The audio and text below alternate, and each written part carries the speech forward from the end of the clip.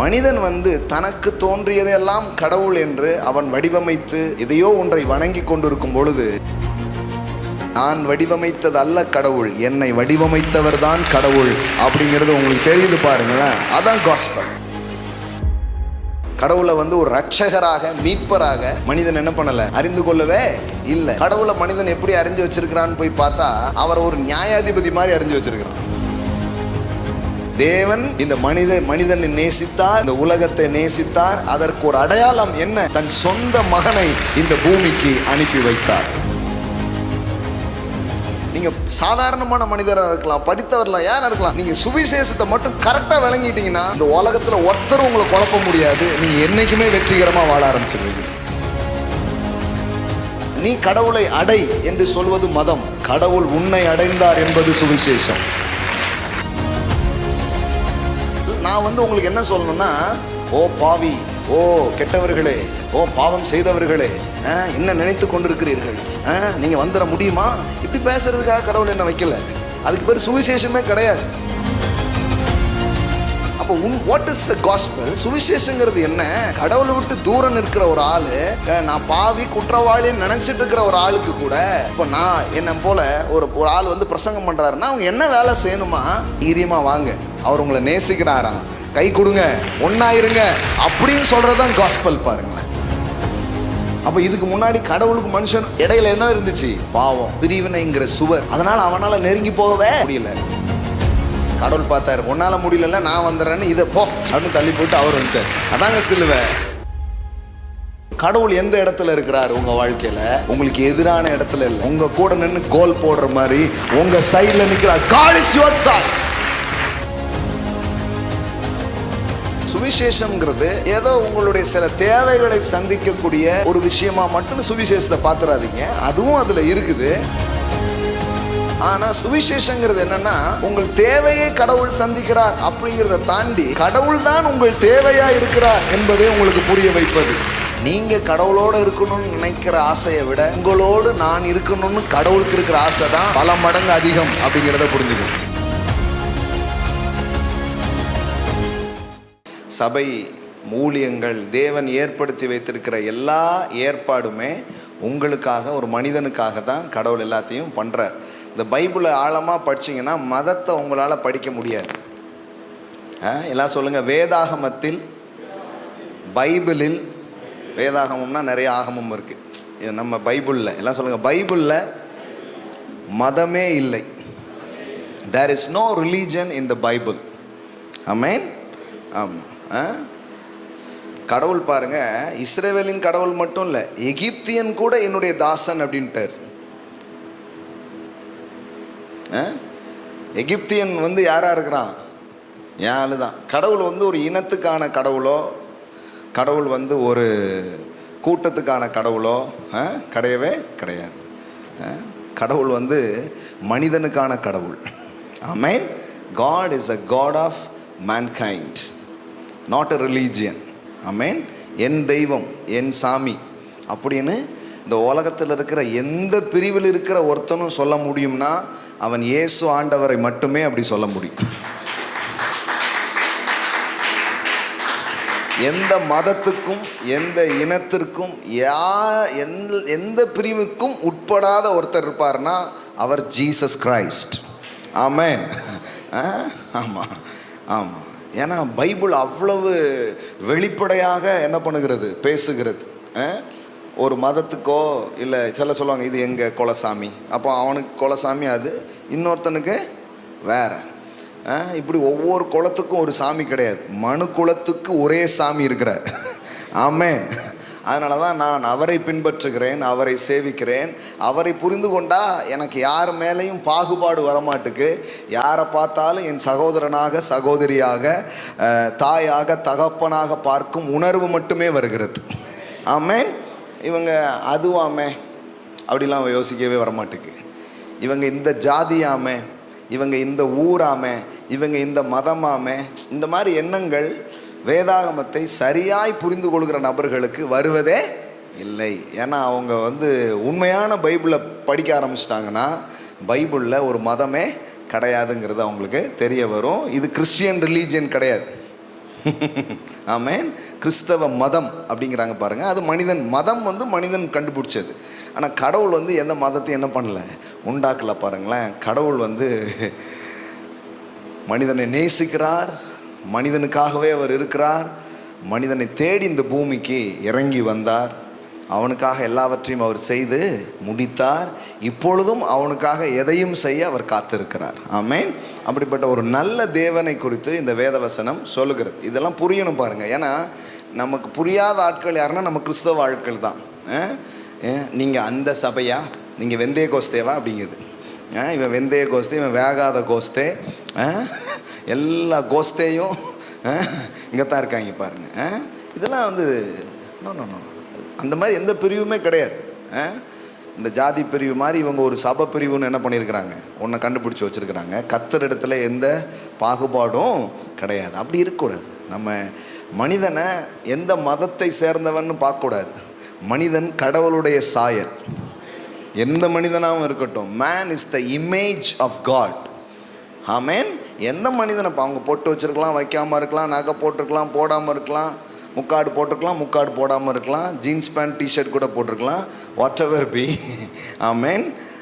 மனிதனை யாராக பாருங்க, மனிதனாக பாருங்க. மனிதன் கடவுளுடைய சாயலாய் அவன் இருக்கிறான். ஆமென்.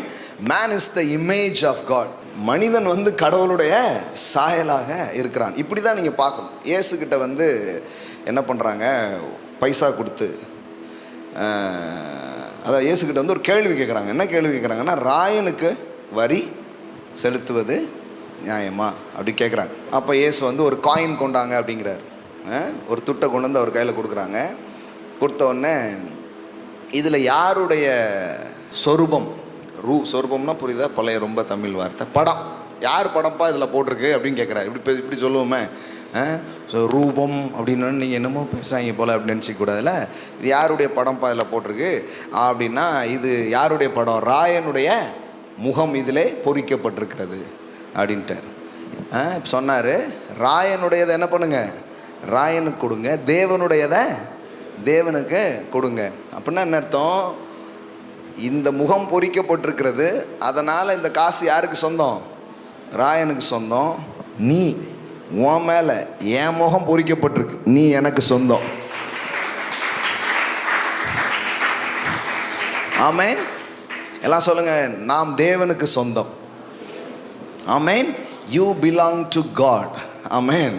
நீங்கள் அவருடையவர்களாய் இருக்கிறீர்கள் அப்படிங்கிறத புரிஞ்சுக்கோங்க. எப்போவுமே வேத வசனம் அல்லது தேவனுடைய வார்த்தை இந்த உலகத்தில் இருக்கிற எத்தனையோ தத்துவங்கள், ஞானங்கள், போதனைகள் எல்லாத்த விட ஒரு ஹையஸ்டான ஒரு லைஃப் ஸ்டைலை நமக்கு சொல்லித்தர்றது தான் வேத வசனத்தில் இருக்கிற அற்புதமான காரியம். இதை புரிஞ்சுக்கணும் பாருங்கள். இதை புரிஞ்சுக்கிட்டா இந்த வழியில் போகிறது உங்களுக்கு ரொம்ப சந்தோஷமாக இருக்கும், ஒரு பரவசமாக இருக்கும், ஒரு மேன்மையாக அது உங்களுக்கு தெரிய ஆரம்பிக்கும். இல்லைன்னா இந்த சிலர் இருக்கிறாங்க, ஏதோ வந்துட்டோம் இதோ கிடப்போம், அந்த மாதிரி இருக்காது பாருங்கள். ஒவ்வொரு நாளும் உங்களுக்கு பரவசமாக இருக்க ஆரம்பிக்கும். ஆமென். ஒவ்வொரு நிமிடமும் ரொம்ப ஆசையாக இதை என்ன பண்ண ஆரம்பிப்பீங்க, தொடர ஆரம்பிப்பீங்க. உங்களுக்கு கேள்விகள் இருந்தால் கூட உங்களுக்கு தெரியும், இந்த கேள்வியிலே நான் வாழ மாட்டேன், எனக்கு ஒரு பதிலை கர்த்தர் என்ன பண்ணியிருக்கிறார், வைத்திருக்கிறார் அப்படிங்கிறது உங்களுக்கு தெரிய ஆரம்பிக்கும். அதனால் தைரியமாக இதை நீங்கள் அணுகலாம், தைரியமாக இதை புரிந்து கொள்ளலாம். புரிந்து கொள்ளும்போது உங்களுக்கு கரெக்டாக தெரியும் தேவனுடைய வார்த்தை எத்தனை மேன்மையான ஒரு வாழ்க்கை முறையை நமக்கு கற்றுத்தருகிறது அப்படின்ட்டு. ஸோ அதனால் இந்த இடத்துல we speak life, not religion. பக்கத்தில் சொல்லுங்கள், இந்த இடத்தில் மதம் பேசுகிறதில்லை, வாழ்க்கையை பேசுகிறோம், வாழ வைக்கும் கடவுளை பேசுகிறோம். யாருங்க எங்கெங்க இந்த மாதிரி ஒரு சத்தியமும் ஒரு தெளிவும் இருக்குது? சகோதரத்துவத்தை பற்றியோ வாழ்க்கையில் இவ்வளோ மேலான நம்பிக்கையோ யார் கொடுக்க முடியும்? எதுலேயுமே கிடையாது, எதுலேயுமே கிடையாது. எல்லா இடத்துலையும் ஏற்கனவே இவன் இவ்வளோ சுமையில் இருப்பான், நீ இதெல்லாம் செய்யின்னு இவ்வளோ கட்டையை தூக்கி அவன் மேலே வைக்கிறதுல தான் மதம் தயாராக இருக்குது. ஆனால் இங்கே மட்டும்தான், நீ ஒன்றும் இல்லைப்பா, உனக்காக ஒருவர் இறங்கி எல்லாவற்றையும் செய்து முடித்திருக்கிறார், இலவசமாய் கிருபையினாலே இந்த மீட்பை நீ என்ன பண்ணலாம், அனுபவிக்கலாம் என்கிற நற்செய்தி இங்கே மட்டும்தான் இருக்குது. அதனால தான் பாருங்கள், இதை ஒருத்தர் புரிஞ்சுக்கிட்டால் போதும், வாழ்க்கை அப்படியே என்ன பண்ண ஆரம்பிக்கும், உயர ஆரம்பிக்கும். மனிதர்களுக்கு தேவை காசு பணம் இல்லைங்க, அதெல்லாம் அவங்க சம்பாதிச்சுப்பாங்க. ஆமேன். அவனுக்கு தேவை மெய்யான சுவிசேஷம். ஆமேன். பாருங்க, இயேசு எவ்வளோ அழகா சொல்றாரு பாருங்க. குருடருக்கு பார்வை. குருடருக்கு என்னது? பார்வை. கட்டுண்டவர்களுக்கு விடுதலை. இப்படி சொல்லிட்டே வரார், ஒவ்வொன்றா சொல்லிக்கிட்டே வரார். சொல்லிட்டு வந்துட்டு என்ன சொல்றாரு? தரித்திரருக்கு என்ன பிரசங்கிக்கப்படுகிறது? அப்படின்னா என்னன்னா, உங்க தரித்திரத்தை போக்குறதுக்கான வழியே சுவிசேஷம் தான். சுவிசேஷத்தை கேட்டால் நீங்கள் தரித்திரராக இருக்கவே முடியாது. ஆமென். அங்கே பாருங்க, கர்த்தருடைய ஆவியானவர் என் மேல் இருக்கிறார், தரித்திரருக்கு சுவிசேஷத்தை பிரசங்கிக்கும்படி என்னை. நான் நம்புகிறேன் மற்ற அனாயிண்டிங் என் மேலே இருக்கோ இல்லையோ, இந்த அனாயிண்டிங் மட்டும் நிறைய இருக்குது அப்படின்னு நினைக்கிறேன். ஃபஸ்ட்டு பாயிண்ட் நம்ம பாயிண்ட் தான். தரித்திரருக்கு சுவிசேஷத்தை பிரசங்கிக்கும்படி என்னை அபிஷேகம் பண்ணினார். அப்போ அது ஒரு அனாயிண்டிங் பாருங்களேன். சும்மா வந்து பிரசங்கம் பண்ண முடியாது, அது ஒரு அனாயிண்டிங். தரித்திரருக்கு சுவிசேஷத்தை பிரசங்கிக்கும்படி என்னை. அப்போ நிறைய பேர் என்கிட்ட சொல்லி கேட்டிருக்கிறேன், உங்கள் போதனைகளை கேட்க ஆரம்பித்து சில மாதங்களுக்குள்ளே எங்கள் வறுமையிலிருந்து கடன்லேருந்து வெளியில் வந்து இன்னைக்கு வெற்றியை நோக்கி உயர்வை நோக்கி நாங்கள் போகிறோம். இயேசுவை நீங்கள் அறிவதனால், சுவிசேஷத்தை நீங்கள் புரிந்து கொள்வதனால் உங்கள் வாழ்க்கை இன்னும் மேம்பட போகிறதே தவிர பின்னாடி போக போகிறது கிடையாது. ஆமேன். கடவுள் உங்கள் வாழ்க்கைக்குள்ளே வந்திருக்கிறது இப்போ இருக்கிற வாழ்க்கையை முன்னாடி கொண்டு வரதுக்காக, இன்னும் சிறப்பாக கொண்டு வருவதற்காக. ஆமேன். அப்போது இதை ரொம்ப கவனித்து ஆழமாக இது என்னங்கிறது நீங்கள் புரிஞ்சுக்க ஆரம்பித்து நீங்கள் ஒரு வெற்றிகரமான ஒரு வாழ்க்கை வாழ்ந்தாலே போதும். ஒரு ஊரே, ஒரு கூட்ட மக்கள், அவங்க எல்லாரும் இந்த தேவன் தான் எனக்கு வேணும்னு பின்னாடி வர ஆரம்பிச்சிடும். இவ்வளோதான். நீங்கள் போய் கடந்து பெருசாக சொல்லிட்டு இருக்கணுங்கிறது கிடையாது, உங்கள் வாழ்க்கை சொல்லும். ஆமேன். ஆமாம், சொல்கிறாங்க பாருங்கள், மிகப்பெரிய சொல் செயல் அப்படிங்கிறாங்க. உங்கள் செயலை பார்க்கும்போதே அவங்களுக்கு தெரிஞ்சிடும், ஓஹோ இவ்வளோ அற்புதமான ஒரு வாழ்க்கை இருக்குதா அப்படின்ட்டு. அப்போ பாருங்கள், கர்த்தருடைய ஆவியானவர் என் மேல் இருக்கிறார், தரித்திரருக்கு சுவிசேஷத்தை பிரசங்கிக்கும்படி என்னை அபிஷேகம் பண்ணினார், இருதயம் நறுங்குண்டவர்களை குணமாக்கவும், சிறைப்பட்டவர்களுக்கு விடுதலை, குருடருக்கு பார்வையை பிரசித்தப்படுத்தவும், நொறுங்குண்டவர்களை விடுதலை ஆக்கவும். ஒவ்வொருத்தருக்கும் ஒவ்வொரு பதில் இருக்குது. ஒவ்வொருத்தருக்கும் ஒவ்வொரு பதில் இருக்குது. ஆனால் தரித்திரத்தில் வாழ்கிற மக்களுக்கு சுவிசேஷமே பதிலாக இருக்கிறது. அதனால தான் காசு பணம் தேவையில்லை. காஸ்பல், மெய்யான நம்பிக்கை என்னன்னு பேசிட்டா போதும், காசு பணத்தை அவர்கள் உருவாக்குவார்கள். ஆமாம், ஹெல்ப் பண்ணலாம். பாருங்கள், சில உதவிகள் செய்வது தவறல்ல. ஆனால் பெரிய உதவி என்பது பணம் கிடையாது, நீங்கள் கொடுக்கக்கூடிய சுவிசேஷம். ஆமென். பழைய நாட்களில் சொல்லுவாங்க, சோப்பு சூப்பு சுவிசேஷம். அப்படின்னா என்ன? குடிக்கிறதுக்கு ஏதாவது ஒன்று கொடுக்கணும், குளிக்கிறதுக்கு ஏதாவது கொடுக்கணும், அதுக்கப்புறம் சுவிசேஷத்தை கொடு. இந்த மிஷனரிகள் வந்தபோது அதை தான் அவங்க பண்ணாங்க. அவங்க வந்து மதத்தை கொடுக்கணுங்கிற நோக்கத்தில் பண்ணலை. இயேசு உன்னை நேசிக்கிறாரு அப்படின்னு சொன்னால் இவன் பசி மயக்கத்தில் கிடக்கான். சார் என்ன சொன்னீங்க அப்படின்ட்டு இருக்கான். ஐயோ, அப்போ நம்ம பேசுகிறதே அவனுக்கு கேட்காத, சரி அவனுக்கு கொஞ்சம் சாப்பாடை போடு அப்படின்னு சாப்பிட்டுட்டு இப்போ உட்காந்து, இப்போ கேட்குதா, இப்போ கொஞ்சம் கேட்குது, ஆனால் புரியவே மாட்டேங்குங்க, ஒன்றுமே புரிய மாட்டேங்க. அப்போ முதல்ல அவனை படிக்க வைப்போம். சாப்பாடை போட்டான், படிக்க வச்சான். இயேசு தான் ஆண்டவர்கிற சுவிசேஷத்தை பிரசங்கம் பண்ணான். அவ்வளோதான் பண்ணான். இதனால் வெள்ளைக்கார மிஷினரிகளுக்கு என்ன லாபம்? இங்கே வந்து சில நோய்களால் பாதிக்கப்பட்டு கூட அவனும் குழந்தைகளும் இழந்து எத்தனையோ நடையாக நடந்து இவ்வளோ தியாகங்களை ஒருத்தர் எதுக்கு பண்ணணும்? ஒருத்தனை எது அப்படி பண்ண வைக்குது? கொஞ்சம் யோசித்து பாருங்கள். அவன் சொந்த நாட்டை மறந்து, வீட்டை மறந்து, மதம் பரப்பவா வந்தான். அப்படி பரப்புறதுனால என்ன கிடச்சிட போகுதுன்னு கேட்குறேன் நான். ஒன்றும் கிடைக்க போகிறது கிடையாது. அவனுக்கு என்ன, நான் ருசித்த இந்த இயேசுவை இந்த இந்திய சமூகம் மக்கள் ருசிக்கணுங்கிற ஆசையில் தான் அவர்கள் புறப்பட்டு வந்தார்கள். ஆமென். அப்படி புறப்பட்டு வந்து வெறும் மதத்தை மட்டும் அவங்க பரப்பலை பாருங்களேன். மருத்துவம் கொடுத்தார்கள், கல்வி கொடுத்தார்கள். இன்னும் சொல்ல போனால் அன்றைக்கி இருக்கிற நிறைய தமிழ் இலக்கியங்களே அவர்கள் தான் பாருங்கள். கால்டுவெல் உடைய வரலாறை போய் நீங்கள் வாசித்து பாருங்கள். கால்டுவெல்னு ஒருத்தர் இருக்கிறாரு, அவருடைய இதை பாருங்கள். அவர் எத்தனையோ தமிழ் நூல்கள் இன்றைக்கு இருப்பதற்கு அவர் தான் காரணம் பாருங்கள். அவர் அப்படியே அந்த நூல்கள் எல்லாம் எடுத்து அதுக்கு உரைகளும் அதற்கான தமிழ் எழுத்து வடிவங்களையும் அது கொண்டு வந்ததுனால தான் இன்றைக்கி அநேக நூல்கள்லாம் இருக்குது. அதனால தான் தமிழை குறித்து உயர்வாக பேசுகிற எல்லாருமே கால்டுவெல் என்ன பண்ணுறாங்க, அங்கே ரெஃபர் பண்ணுறாங்க. அவர் இல்லைன்னா ரொம்ப கஷ்டங்க, அவர் தான் நிறைய இதை இது பண்ணார். அப்போ பாருங்கள், நிறைய பேர் வீரமா முனிவர்னு கேள்விப்பட்டிருக்கீங்களா? ஏதோ முனிவர் நினச்சிக்காதீங்க, அவர் வெள்ளைக்கார மிஷினரி. ஹலோ, வீரமா முனிவர்னு நீங்கள் படிச்சிருக்கீங்களா? வீரமா முனிவர் பற்றி அவர் பாருங்கள், ஒரு வெள்ளைக்கார மிஷினரி. அவர் இங்கே வந்து அவர் பார்த்தாரு, இவன் பேரெல்லாம் மாற்ற வேண்டாம், நம்ம பேரை மாற்றிக்கிட்டார். என்ன மாதிரி வாழ்ந்துருக்காங்க பார். எப்பா உங்கள் பேரெல்லாம் நான் மாற்ற வரல, என் பேரை நான் என்ன பண்ணிடுறேன், மாற்றிக்கிறேன், இன்னிலேருந்து வீரமா முனிவர். ஆமாம், அப்படி மாற்றி அவங்க என்ன பண்ணியிருக்காங்க, இங்கே தொண்டுகளை அவர்கள் செய்திருக்கிறார்கள். ஸோ இது எதுக்கு இதை உங்களுக்கு சொல்ல வேண்டியது இருக்குது இன்னைக்கு இந்த மாலை வேலையிலன்னா, மதம்ங்கிற சிந்தனைகளுக்குள்ளேயே நாம் போகிறதில்லை. இது கடவுள் அதுக்காக நம்மளை கூப்பிடல. கடவுள் கூப்பிட்டது என்னென்னா, ஒரு நல்ல வாழ்க்கை இருக்குப்பா, அது நீயும் வாழலாம், மற்றவனும் வாழலாம். ஆமென். இந்த சிந்தனை நமக்குள்ளே வரணும். வந்தால் தான் நீங்களும் மதம் தாண்டி மனிதர்களை நேசிப்பீர்கள். ஜாதி வேறுபாடு இல்லாமல் மக்களை நீங்கள் நேசிப்பீர்கள். இதை உண்டாக்குறதுக்காக தான் இயேசு வந்தார். அப்பமே இங்கே இருக்கிற இலக்கியங்களும் இங்கே இருக்கிற பெரியவர்களும் நிறைய கருத்துக்களை சொல்லியிருக்கிறாங்க. ஒன்றே குலம், ஒருவனே தேவன். ஒன்றே குலம், ஜாதியே கிடையாது, ஜாதியே கிடையாது. அடுத்தது ஒரே ஒரு தேவன் தான் இருக்கிறார். அவர் யாருன்னு நீ தான் கண்டுபிடிச்சிக்கோ. அவர் யாருங்கிறத புரிஞ்சுக்கோ. அவர் ஒரு மதத்துக்கோ ஒரு இனத்துக்கோ உரியவர் கிடையாது. அப்படி தேடி பார்க்கும்போது எனக்கு தெரிஞ்சது, எல்லாரும் ஒரு மதத்துக்கும் ஒரு இனத்துக்கும் ஒரு கடவுளை வச்சுருக்கும்போது, இந்த வேதாகமத்தை வாசிக்கும் போது எனக்கு தெரிஞ்சிச்சு, இவர் எந்த மதத்துக்கும் உரியவர் அல்ல, எந்த இனத்துக்கும் உரியவர் அல்ல. இவர் மனிதனை படைத்தவர், மனிதனை நேசிக்கிற ஒரே தெய்வம் இவர் அப்படிங்கிறத நான் ஒரு புரிதலோடு இதை என்ன பண்ணுறேன், அணுகுகிறேனே தவிர நான் ஒன்றும் கிறிஸ்தவ குடும்பத்தில் வந்து இதை பிரசங்கம் பண்ணிட்டுல பாருங்களேன். ஆமாம், எனக்கு கூட மொட்டைலாம் போட்டு காதெல்லாம் குத்திருக்காங்க. வேணால் போகும்போது பார்த்துட்டு போயிருங்க.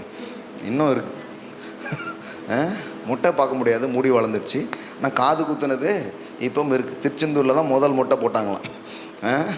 ஆமாம், இன்னும் என் பேர் பாலசேகர் தான். நான் ஒன்றும் மாற்றிக்கல பாருங்களேன், அதே பேரில் தான் நான் இருக்கிறேன். என்னென்னா இது புரியணும். இது என்னென்னே புரியாமல் ஒரு கூட்டம் வந்துட்டாங்க பாருங்களேன். வந்த கூட்டத்தை என்ன பண்ணிட்டாங்க, நீனும் கொஞ்சம் பேர் இன்னும் கூட்டிகிட்டு வா அப்படின்ட்டு. அவனுக்கு என்னென்னா, நான் ஏன் வந்தேன்னு இன்னும் எனக்கு தெரில, என்ன போய் இன்னும் 4 பேரை கூப்பிட சொன்னீங்கன்னா அப்படிங்கிற மாதிரி ஆயிடுச்சு. அதனால தான் உங்களுக்கு ஒரு தெளிவை சொல்ல நான் விரும்புகிறேன். இது ரொம்ப அற்புதமான ஒரு வாழ்க்கை, இது ரொம்ப அற்புதமான ஒரு விஷயம். இப்படிப்பட்ட ஒரு சுவிசேஷம் உங்களுக்கு கிடச்சிருக்குன்னா, உங்களை விட பாக்கியசாலிகள் வேறு யாருமே கிடையாது. உங்களை விட கொடுத்து வைத்தவர்கள் யாருமே கிடையாது.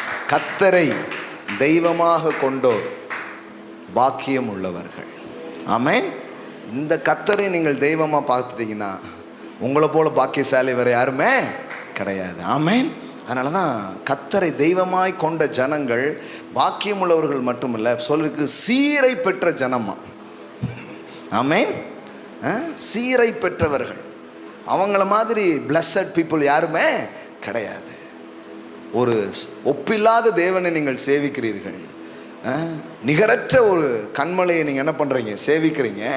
அவரை சேவிக்கிற நீங்கள் பாக்கியம் உள்ளவர்கள் என்று வேதவசனம் சொல்லுகிறது. ஏன்னா மனிதன் வந்து தனக்கு தோன்றியதெல்லாம் கடவுள் என்று அவன் வடிவமைத்து எதையோ ஒன்றை வணங்கி கொண்டிருக்கும் பொழுது, உங்களுக்கு ஒன்று தெரிஞ்சிருக்குத, நான் வடிவமைத்தது அல்ல கடவுள், என்னை வடிவமைத்தவர் தான் கடவுள் அப்படிங்கிறது உங்களுக்கு தெரியுது பாருங்களேன். அதான் காஸ்பல், அதுதான் காஸ்பல். ஆமே. அப்போ நீங்கள் கிரியேட் பண்ணவர் கிடையாது, உங்களை கிரியேட் பண்ண ஒருத்தர் இருக்கிறார். ஆமேன். நான் படைத்தது அல்ல, என்னை படைத்த ஒருவர் இருக்கிறார், என்னை சிருஷ்டித்த ஒருவர் இருக்கிறார், என்னை உண்டாக்கின ஒருவர் இருக்கிறார். அப்படிங்கிறத புரிந்து கொண்டிருக்கிறீங்கன்னா, அது எவ்வளோ ஒரு மேலான ஒரு புரிதல், சாதாரணமான ஒரு புரிதல் கிடையாது. அது ஒரு உயர்ந்த ஒரு புரிதலாக அது இருக்குது. அதில் இன்னும் பல பரிமாணங்கள் இருந்தாலும் அது ஒரு மேலான புரிதலாக அது இருக்குது பாருங்கள். அப்போ அவரை தெய்வமாக நீங்கள் கொண்டிருக்கிறீங்கன்னா அப்போவுமே உங்கள் வாழ்க்கை ஆசீர்வதிக்கப்பட்டுடுச்சு. ஆமென். அப்போவுமே உங்கள் வாழ்க்கை நன்மையினால் நிரப்பப்பட்டுடுச்சு அப்படிங்கிறதான் உண்மை பாருங்கள். எப்படி போட்டிருக்குது? How blessed and favor are the people in such circumstances. How blessed, fortunate, prosperous and favor are the people whose God is the Lord. எப்படி வருது? இவ்விதமாய் சீரைப்பற்ற ஜனம் பாக்கியம் உள்ளது, கர்த்தரை தெய்வமாய் கொண்டிருக்கிற ஜனம் பாக்கியம் உள்ளது. ஆமென். ஸோ நீங்கள் எப்படி ஒரு நலமாக செழுமையான ஒரு மக்களாக நீங்கள் இருக்கிறீர்கள் அப்படிங்கிறதான் உண்மை. ஏன்னா நீங்கள் நம்பிக்கொண்டிருக்கிற நம்பிக்கை என்னதுன்னு உங்களுக்கு தெரியணும். உங்களுக்கு சேர்ந்திருக்கிற இந்த சுவிசேஷம் எப்படிப்பட்டதுங்கிறது உங்களுக்கு தெரியணும் பாருங்கள். அப்படி தெரிஞ்சதுன்னா நீங்கள் அதை குறித்து உறுதி உங்களுக்கு இருக்கும், அதை குறித்து நிச்சயம் இருக்கும், அதிலேயே நிறைய பதில்கள் இருக்கிறதை உங்களால் காண முடியும் பாருங்கள். அதனால தான் இதை பேசுவது ரொம்ப அவசியமாக இருக்கிறது. இந்த வேதம் எவ்வளோ ஒரு விரிவான ஒரு புத்தகமாக, எவ்வளோ ஒரு உயர்தர விஷயங்களை உங்களுக்கு சொல்லுகிற ஒரு புத்தகமாக அது இருக்குது அப்படின்ட்டு. அப்போ யார் வேணாலும் இதை எடுத்து வாசிக்கலாம், யார் வேணாலும் இதை எடுத்து வாசிக்கலாம். இதை எடுத்து கொஞ்சம் திறந்த மனதோடு வாசித்து பாருங்கள். இதில் எங்கேயாவது ஒரு பிரிவுக்கோ ஒரு இனத்துக்கோ கடவுள் சொந்தம்னு ஏதாவது போட்டிருக்கான்னு பாருங்கள். அப்படி போடவே இல்லை. ஒன்றே ஒன்று தான் உங்களுக்கு தெரியும், கடவுள் மனிதனின் கடவுள். ஆமென். God is a God of mankind. ஒருத்தர் சொன்னார், அவர் இஸ்ரவேலின் தேவன் அப்படின்னு சொன்னார். அது சொல்லிக்கலாம். ஆனால் இஸ்ரவேலின் தேவன் என்று அவர் அழைக்கப்படுவதற்கு முன்பாக அவர் ஆதாமின் தேவனாக இருக்கிறார். ஆமென். முதல் மனிதனை அவர் படைத்தார், அவர் ஆதாமின் தேவன். அந்த ஆதாமின் தேவனாக இருந்தவர் அவரை மனுஷன் அறியாமல் போயிட்டான். மனுஷன் அவன் தனக்கு தோன்றின வழியில் போயிட்டான். அப்போ கடவுள் என்ன பண்ணுறாரு? தான் யாருங்கிறத வெளிப்படுத்துவதற்கு ஒரு கூட்ட மக்களை அவர் தெரிந்து கொள்கிறார். ரொம்ப நசுங்கி நொடிஞ்சி ரொம்ப வாழ்க்கையில் பின்தங்கி இருக்கிற ஒரு கூட்ட மக்களை அவர் என்ன பண்ணுறாரு? செலக்ட் பண்ணுறாரு. செலக்ட் பண்ணிவிட்டு சொல்கிறாரு, நீங்கள் வாங்க, உங்கள் மூலமாக நான் யாருங்கிறத காட்ட போகிறேன், நான் தேவன் என்பதற்கு நீங்களே சாட்சி அப்படின்னு கூப்பிட்டு அந்த இஸ்ரவேல் என்கிற ஒரு மக்கள் கூட்டத்தின் மூலம் தேவன் தான் யார் என்பதை என்ன பண்ணுறாரு? வெளிப்படுத்துகிறார். அப்போ தான் வெளிப்படுத்துவதற்கு அவர் தெரிந்து கொண்ட கூட்டம் தான் யார்? இஸ்ரவேலை தவிர கடவுள் இஸ்ரவேலின் கடவுள் கிடையாது. ஆமென். கடவுள் எப்படி ஒரு குலத்துக்கான கடவுளாக இருக்க முடியும்? வாய்ப்பே கிடையாது. அப்படிப்பட்ட ஒரு விதத்தில் அவர் இல்லை. அப்போ அவர் யார்? அவர் மனு வர்க்கத்தின் கடவுளாக இருக்கிறார், அவர் மனிதனின் கடவுளாக இருக்கிறார். ஆமென். God so loved the Israel. அப்படி போடலை, அப்படி போட்டிருக்குதுங்களா? அப்படி போட்டிருக்குங்களா? அப்படி போடல. யோவான் 3:16 பாருங்க என்ன போட்டிருக்குது. யோவான் 3:16,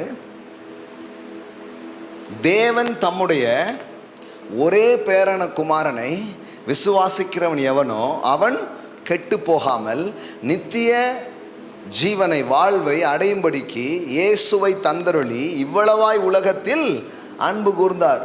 For God so greatly loved, என்ன போட்டிருக்குது? The world. God so loved the world தானே தவிர God so loved the churchன்னு போடல, God so loved the Israelலாம் போடல. அந்த மாதிரி எதுவும் போட்டிருக்குங்களா? God so loved the world. எல்லாம் சொல்லுங்க, உலகத்தை நேசிக்கிறார், மனிதனை நேசிக்கிறார். உங்களுக்கு தெரியுமா உங்களை நேசிக்கிற இந்த கடவுளை நீங்கள் அறிந்திருக்கிறீர்களா? நான் சொல்கிறேன், God so loved the world. உங்களை அவர் மிகவும் நேசிக்கிறார். இந்த மாலையில் உங்களுக்கு சொல்கிறேன், உங்களை நேசிக்கிற ஒரு தேவனிடத்தில் நீங்கள் வந்திருக்கீங்க. He loves you so much. என்னங்க, என்ன அவர் நேசிக்கிறாரா? ஆமாம், உங்களை நேசிக்கிறார். உங்களை மட்டும் இல்லை, ஒவ்வொரு மனிதனையும் அவர் நேசிக்கிறார். ஒவ்வொரு மனிதன் மேலேயும் அவர் எப்படி இருக்கிறாரு? பிரியமாய் அவர் இருக்கிறார். அன்பை அவர் காட்டுகிறவராக அவர் இருக்கிறார்.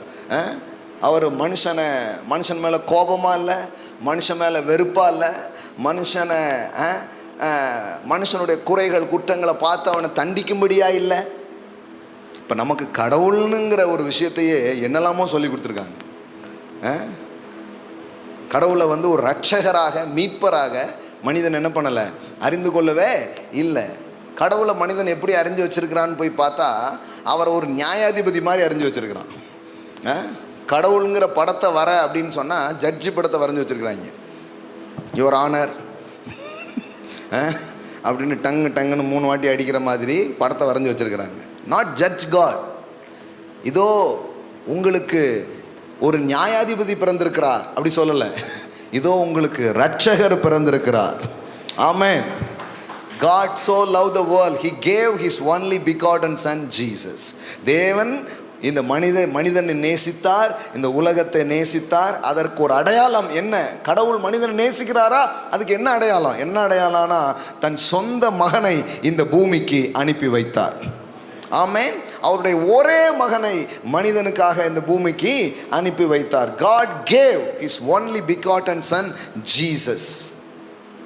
கடவுள் தன்னை 3 விதமா வெளிப்படுத்துகிறார். பிதா, குமாரன், பரிசுத்த ஆவி. இன்னும் சொல்ல போனால் தந்தை, தாய், மகன் என்கிற வடிவிலே கடவுள் இருக்கிறார். ஆமென். அதான் கடவுள். கடவுளுக்குள்ளே ஒரு தாய்மை தன்மை இருக்கிறது, கடவுளுக்குள்ளே ஒரு தகப்பன் தன்மை இருக்கிறது, கடவுளுக்குள்ளே ஒரு குமாரத்தன்மை இருக்கிறது. ஆமென். இவர் தான் கடவுள். இந்த கடவுளை பற்றி தான் பைபிள் பேசுது. அம்மாவும் அப்பாவும் மகனும், இந்த 3 தன்மையும் கடவுளுக்குள்ள இருக்குது. அப்போ கடவுள்னாலே என்னதான் வருது? குடும்பம் தான் ஞாபகத்துக்கு வருது. அவர் தன் மகன் அந்த பூமிக்கு என்ன பண்ணுறாரு? அனுப்பி வைத்தார். இயேசு இந்த பூமிக்கு வந்தது, இந்த பூமியில் அவர் பிறந்தது, அவர் வாழ்ந்தது, இது எல்லாம் புனைக்கதைகள் அல்ல, அது வரலாறுகளாக இருக்கிறது. ஆமென். வந்திருக்கலாம் அப்படிலாம் கிடையாது. அது ரொம்ப எவிடன்ஸ்ஃபுல்லாக நிரூபிக்கப்பட்ட உண்மைகளாக அது இருக்கிறது. பாருங்களேன். அது யாரோ வெள்ளைக்காரங்களோ சில பேர் என்ன சொல்லுவாங்க, இயேசு வந்து வெள்ளைக்காரர் கடவுள் தானே அப்படிம்பாங்க. நான் சொன்னேன், இங்கே வாங்க, இயேசு இங்கிலீஷ் பேசுனது இல்லை, இயேசு கோட்டு போட்டது கிடையாது, அப்புறம் எப்படி வெள்ளைக்கார கடவுள்னு சொல்கிறீங்க? அவர் நம்ம ஆசிய கண்டமாகிய பாலஸ்தீனத்தில் அவர் பிறந்தார். நம்ம கண்டத்தில் அவர் பிறந்தவருங்க. அவரை போய் வெள்ளைக்காரன்னு சொல்லிட்டு இருக்கீங்க. ஏதாவது படிச்சுட்டு பேசுகிறீங்களா எப்படி? ஆங்கிலம் பேசாத, கோட்டு போடாத ஒரு ஆளை வெள்ளைக்காரங்கன்ட்டாங்க பாருங்க. ஒரு வெள்ளைக்காரர் கிடையாது. என் கண்டத்தில், என் ஆசிய கண்டத்திலே பிறந்த, அதாவது உலகத்தின் மைய பகுதியிலே அவர் பிறந்தார், நான் எல்லாருக்கும் சொந்தம் அப்படின்னு காட்டுறதுக்காக. ஆமென். சொல்கிறாங்க அதுலேயே ஒரு மையமான இடம், மத்திய இடம், அங்கே தான் அவர் என்ன பண்ணுறாரு, வரார். ஏன்? எந்த பிரிவுக்கும் இனத்துக்கும் அவர் உரியவர் கிடையாது. அப்படி உரியவராக இருந்ததுன்னா உலகமெங்கும் போய் இதை சொல்லுங்கன்னு சொல்ல வேண்டிய அவசியமே கிடையாது. உலகமெங்கும் போங்க. கடவுள் உலகத்தை நேசித்தார்னு ஏன் சொல்லணும்? இஸ்ரவேலை நேசித்தார்னு போட்டிருக்க வேண்டியதானே. இதை விட பெரிய விஷயம் தெரியுமா? இந்தியாவை ரொம்ப நேசித்தார் நான் சொல்கிறேன். ஏன்?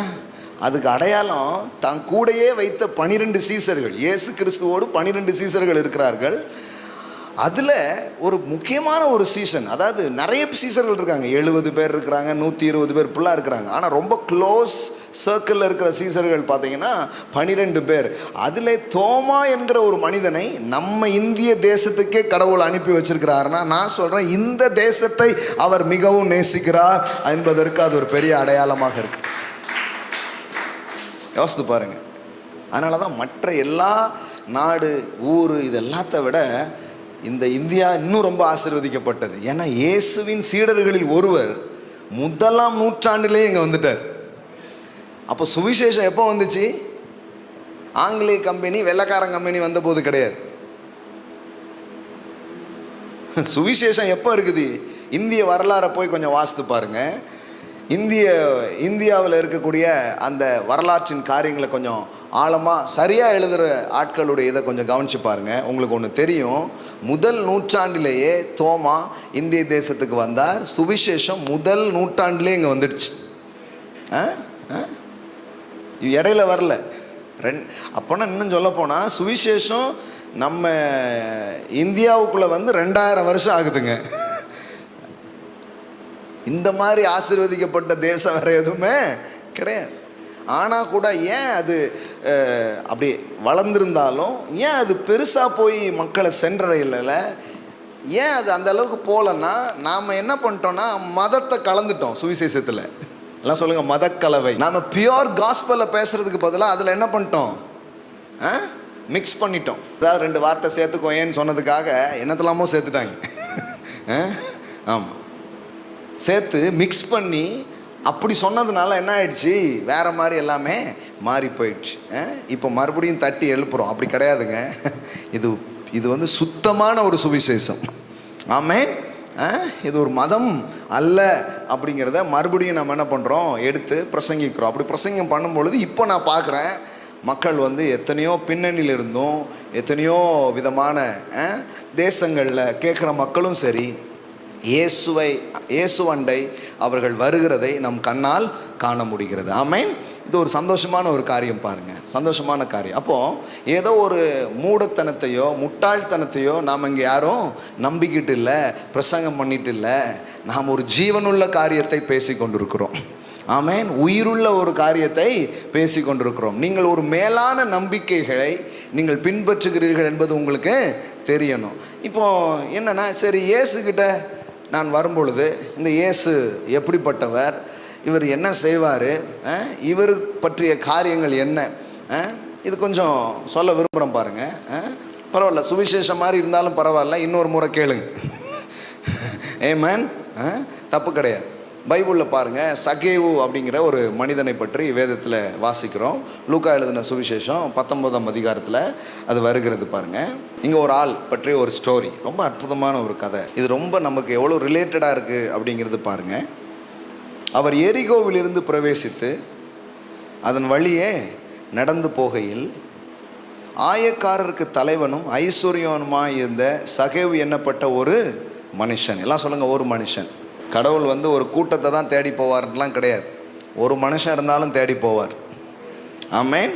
அங்கே ஒரு ஆள் இருக்கிறான், அவனை குறித்து ஒரு அறிமுகம் கொடுக்குறாங்க. என்ன அறிமுகம்னா, அவன் வந்து ஒரு டேக்ஸ் வரி வசூல் பண்ணுகிற ஒரு ஆள். ஆயக்காரர்னா அவங்க யாருன்னா,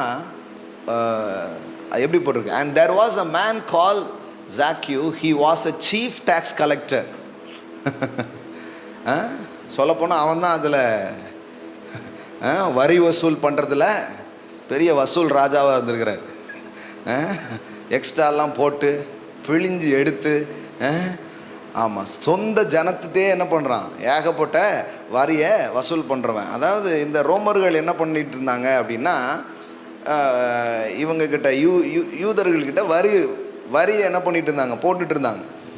இவன் அதுக்கு என்ன பண்ணுவான்னா, அந்த ஊர்லேயே ஒரு ஆளை செலக்ட் பண்ணி அவங்களே ஒருத்தரை போட்டு வரி வசூல் பண்ண வச்சிருது. நீ பண்ணி கூட, அப்புறம் அதில் இருந்து ஒரு கமிஷன் அவனுக்கு. அதனால் இவன் யூதர்களாக இருந்தாலும் இப்படி கொஞ்சம் பேர் வாழ்ந்துட்டு இருந்திருக்காங்க. அதனால் அவங்கள பிடிக்கவே பிடிக்காது. இந்த ஆயக்காரரை மக்களுக்கு பிடிக்கவே பிடிக்காது. ஒரு மோசமான ஆள் இவன். சொந்த ஜனத்துக்கு காசை வாங்கி அடுத்த அரசாங்கத்துக்கு எதிராக என்ன பண்ணுறான், வேலையை செய்கிறான் அப்படின்னு சொல்லி ரொம்ப மோசமான ஒரு ஆளாக பார்க்கப்பட்ட ஒரு ஆள் தான் இந்த சகேயு. அவன் பாருங்கள், நல்ல வரி வசூல் பண்ணி அவனுக்கும் நல்ல கமிஷன்லாம் அடித்து நல்ல பணக்காரனாக இருக்கான். என்ன போட்டிருக்குது, ஆயக்காரருக்கு தலைவனும், டேக்ஸ் வசூல் பண்ணுறவங்களுக்கு அவன் யார், சூப்பரண்டன் அப்படின்னு இருக்கு பாருங்க. தலைவனும், அதே நேரத்தில் அவன் யார், ஐஸ்வர்யமாக இருந்த சகேயு எண்ணப்பட்ட ஒரு மனுஷன். சரி, இப்போ பணம் காசெல்லாம் வந்துடுச்சு, கொஞ்சம் நல்ல உயரிய பதவியிலையும் இருக்கிறான், காசெல்லாம் வந்துடுச்சு. ஆனாலும் சம்திங் உள்ள வந்து ஒரு எம்டினஸ், உள்ள ஒரு எம்டினஸ், ஒரு வெறுமை இருக்குது. எல்லாம் வந்துடுச்சு, ரைட்டு. ஆனாலும் ஏதோ ஒன்று மிஸ் ஆகிற மாதிரி இருக்க, ஏதோ ஒன்று மிஸ் ஆகிற மாதிரி இருக்குதே. எத்தனை வாழ்க்கையில் ஒரு முறையாவது இந்த உணர்வை சந்திக்காத மனிதர்களே கிடையாது. என்னமோ சம்திங் இஸ் மிஸ்ஸிங். எத்தனை பேர் அப்படி ஃபீல் பண்ணியிருக்கீங்க, சம்திங் இஸ் மிஸ்ஸிங்?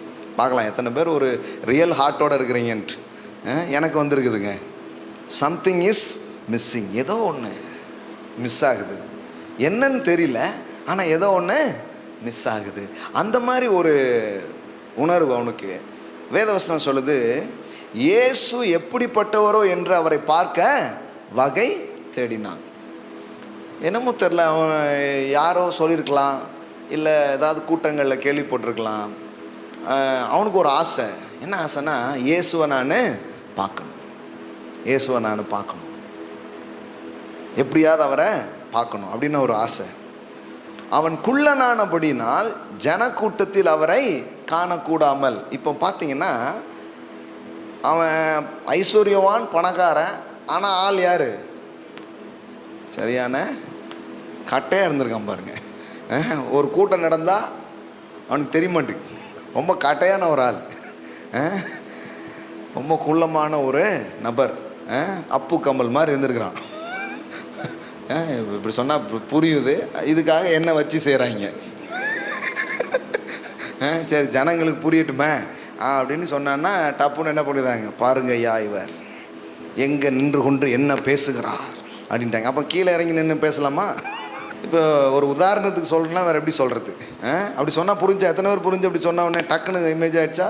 பாருங்கள், இவங்கெல்லாம் என் கோஷ்டி, நீங்கள்லாம் மகா பரிசுத்தவான்கள் போங்க, உங்களுக்கு நான் பிரசங்கமே பண்ணல. ஸோ குள்ளனானபடியினால் ஜனக்கூட்டத்தில் அவரை காணக்கூடாமல், அவனால் பார்க்க முடியல. அவரை ட்ரை பண்ணியிருக்கிறான், ஒன்றும் தெரியவே மாட்டுக்கு. ஸோ இவன் என்ன பண்ணுறான்னா ஒரு ஐடியா பண்ணுறான் பாருங்கள். அவர் போகும் வழியில் முன்னாக ஓடி அவரை பார்க்கும்படி ஒரு காட்டத்தி மரத்தில் என்ன பண்ணான், ஏறினான். ஒரு மரத்தில் போய் ஏறிட்டான். அவன் பார்த்துட்டான், சரி நான் கட்டையாக இருக்கலாம், மரம்லாம் கடவுள் வளர்த்தியாக தான் படைச்சிருக்காரு பாருங்கள். அதனால தான் சொல்லுவேன், பார்க்கணும்னு நினைக்கிறவங்களுக்கு ஏதாவது வழி இருக்கும். புரியுதா உங்களுக்கு? பார்க்கணும்னு நினச்சிங்கன்னா பார்த்துருவீங்க. எந்த நொல்லையும் சாக்கும் சொல்லவே மாட்டீங்க. சில பேர் சொல்ல அது ஏன் முடியலைன்னா உங்களுக்கு முடியவே முடியாது கடைசி வரைக்கும். ஏன்னா நீங்கள் என்ன பழக்கம் வச்சுருக்கீங்க? சாக்கு சொல்கிற பழக்கம் வச்சுருக்கீங்க. சாக்கு சொன்னீங்கன்னா வேலைக்கே ஆகாது. நம்ம கட்டையாக இருந்தாங்கன்னா ஸ்டூலை போட்டு நின்றுவோம் அப்படிங்கிற மாதிரி. இப்போ யோசித்து பாருங்களேன், என்னையே கொல்லாமல் படைச்சிருக்காரு. இந்த கடவுளை நான் பார்த்தா என்ன, பார்க்காட்டா என்ன, இவரை தேடினா தேடாட்டா என்ன, என் வாழ்க்கையிலே ஒரு குறை இருக்கியா அப்படி ஒன்று நினைக்கல பாருங்க. பரவாயில்ல, எப்படியாவது அவரை நம்ம பார்த்துடணும்னு சொல்லிட்டு ஒரு மரத்தை கண்டுபிடிச்சி அந்த மரத்தில் என்ன பண்ணிட்டான், ஏறிட்டான். இது எப்படியும் அவனுக்கு ஒரு இந்த இதெல்லாம் வச்சு பார்த்தா ஒரு 40 வயசுக்கு மேலேயே தான் இருக்கும். அவன் ஓடுனான்னு சொல்லியிருக்குது, மரம் ஏறினான்னு சொல்லியிருக்குது. யோசித்து பாருங்க. அவனுக்கு ஏதோ ஒரு தீராத ஒரு ஆசை, எப்படியாவது இந்த இயேசுவை பார்த்துடணும் அப்படின்னு ஒரு ஆசை. அதே மாதிரி அந்த வழியை அவர் வாராருன்னு பார்த்துட்டு என்ன பண்ணிட்டான், போய் மரத்து மேலே ஏறி உட்காந்துட்டு எப்படியாவது இந்த வழியாக போவார், இன்றைக்கி அவரை நம்ம பார்த்துடணுன்னு ஒரு பெரிய ஆசை பாருங்கள் அவனுக்கு. பாருங்கள், காட்டத்தி மரத்தில் ஏறினான். இயேசு அந்த இடத்தில் வந்தபோது அண்ணாந்து பார்த்து அவனை கண்டு, சகேயுவே நீ சீக்கிரமாய் இறங்கி வா, இன்றைக்கு நான் உன் வீட்டில் தங்க வேண்டும் என்றார். நான் இது எப்படி இருக்கும் பாருங்க. கும்பிட போன தெய்வம் எப்படி பாருங்க, அப்படியே நடக்குது பாருங்களேன். கும்பிட போன தெய்வம் குறுக்க வந்த மாதிரினா அது எந்த தெய்வம்னே தெரில, இந்த தெய்வம் தான் கரெக்டாக வந்துடுச்சு. கரெக்டாக வந்துடுச்சு. ஆமென். கரெக்டாக வந்துடுச்சு. இவன் என்ன நினைக்கிறான்னா, சும்மா அப்படியே போவார், நம்ம என்ன பண்ணிடுவோம், பார்த்துருவோம் இவ்வளோதான் நினச்சான். ஆனால் அவர் அப்படி கிடையாது. அவர் இனி யோசித்து பாருங்கள், இவன் இப்படி பார்க்கணுன்னு ஆசையாக இருந்தான் அப்படிங்கிறதெல்லாம் சகேவு நினச்சிக்கிறான், எனக்கு மட்டும்தான் தெரியும் அப்படின்னு நினச்சிக்கிறான். ஆனால் அங்கே வந்திருக்கிறவர் கடவுள் மனுஷ ரூபம் கொண்டவர் வந்திருக்கிறார். ஆமென். அதனால் காட்டத்தி மரத்தில் நின்று அவனை அண்ணாந்து பார்த்து அவனை கண்டு அவன் பேரை சொல்கிறார் கரெக்டாக, சகேயு அப்படிங்கிறாரு. சகேயுவே நீ சீக்கிரமாக இறங்கி வா, இன்றைக்கு நான் உன் வீட்டிலே பார்த்துட்டு போயிடலான்னு நினச்சான். ஆனால் இவர் பார்த்துட்டு போகிறவர் இல்லை, கூடவே தங்குகிற ஒரு தேவன், கூடவே தங்குகிற ஒரு ஆண்டவர். ஆமென். ஒரு பார்வை பட்டா போதுங்க, ஒரு பார்த்தா போதுங்க, இவ்வளோ தான் அவன் நினச்சான். அவர் சொன்னார், இல்லை நான் அப்படிப்பட்ட ஒருத்தர் கிடையாது, உன் கூடவே தங்குகிற ஒரு தேவன். ஆமென். சும்மா ஏதோ ஒரு சாதாரண விஷயங்கள் கிடையாது. நீங்கள் சுவிசேஷத்தை புரிஞ்சுக்கணும். சுவிசேஷங்கிறது ஏதோ உங்களுடைய சில தேவைகளை சந்திக்கக்கூடிய ஒரு விஷயமாக மட்டும் சுவிசேஷத்தை பார்த்துடாதீங்க, அதுவும் அதில் இருக்குது. ஆனால் சுவிசேஷங்கிறது என்னென்னா உங்கள் தேவையை கடவுள் சந்திக்கிறார் அப்படிங்கிறத தாண்டி கடவுள் தான் உங்கள் தேவையா இருக்கிறார் என்பதை உங்களுக்கு புரிய வைப்பது. எனக்கு சில தேவை என்று நான் கடவுளிடம் வந்திருக்கிறேன், உண்மைதான். ஆனால் உங்களுக்கு தெரியுமா, உங்கள் உண்மையான தேவையே அவர் தான். உண்மையான தேவையே அவர் தான். 1000 தேவைகள் உங்களுக்கு இருக்கலாம், ஆனால் இன்னைக்கு நான் உங்களுக்கு சொல்லட்டுமா, உங்களுடைய உண்மையான தேவை இயேசுவாக இருக்கிறார். கிரைஸ்ட், ஆமென், அவர் தான். He is your real need. அவர் தான் உங்களுடைய உண்மையான தேவையாக இருக்கிறார். இது புரிஞ்சிடுச்சுன்னா இது எப்படி தெரியுமா, ஒரு ஒரு ஒரு ஒரு நீர்வீழ்ச்சியோ ஒரு ஆறோ ஏதோ ஒரு தண்ணி நிறைய போயிட்டுருக்குது. ஒரு குடம் தண்ணி எடுத்துகிட்டு வர்றது வேற, அந்த ஆறே உங்களுக்கு சொந்தமாகிறது வேற. புரியுதா உங்களுக்கு? கடவுள்கிட்ட ஒரு தேவை சந்திக்கப்படுதுன்னு நீங்கள் வரீங்க, கண்டிப்பாக உங்கள் தேவையை சந்திப்பார். இன்றைக்கி சாயங்காலம் கூட எத்தனையோ தேவையோடு நீங்கள் வந்திருந்தாலும் உங்கள் தேவையை விட அவர் பெரியவர். நிச்சயம் உங்கள் தேவையை சந்திப்பார், அதில் எந்த மாற்றமும் கிடையாது. ஆனால் உண்மையான விஷயம் என்ன தெரியுமா, இது ஒரு குடம் தண்ணி பிடிச்சிட்டு போகிறது வேற, அவரையே சொந்தமாக்குறதுங்கிறது வேற. ஆமென். அவரை, அதாவது இப்படி சொல்கிறேனே, அவரிடம் பெறுவது என்பது வேறு, அவரையே பெறுவது என்பது வேறு. ஆமென். இப்போ கேள்வி என்னன்னா, நீங்கள் அவரிடம் பெற வந்தவர்களா அல்லது அவரையே பெற வந்தவர்களா? இவ்வளோதான் கேள்வி. அவரிடம் பெற வந்தவர்கள் எப்போவுமே என்ன பார்ப்பாங்க, ஏதாவது நடந்திருக்கா, ஏதாவது வந்திருக்கா, ஏதாவது பண்ணி இதையே பார்த்துட்டே இருப்பாங்க. நடந்தால் சந்தோஷமாக இருக்கும், நடக்கலைன்னா நடக்கலையே இப்படி வருத்தமாக இருக்கும். கடவுள் தேவையை சந்திக்கிறவரா? நிச்சயமா. எப்படி சொல்கிறீங்க? இயேசு இந்த பூமியில் வாழ்ந்த போது பல்விதமான தேவைகளோடு இருந்தார்கள். ஆரோக்கியம் தேவைப்பட்டது, வாழ்க்கையில் சந்தோஷம் தேவைப்பட்டது, சமாதானம் தேவைப்பட்டது, வாழ்க்கையில் பொருளாதாரத்தில் பிரச்சனைகளில் பல்வேறு விதத்தில் மக்கள் இருந்தார்கள். தொழில் நஷ்டத்தோடு வந்திருந்தார்கள், உடம்பில் வியாதியோடு அவர்கள் வந்திருந்தார்கள், மருத்துவர்களால் தீராத வியாதியோடு வந்து எல்லா தேவையையும் இயேசு சந்தித்தார். ஆமென்.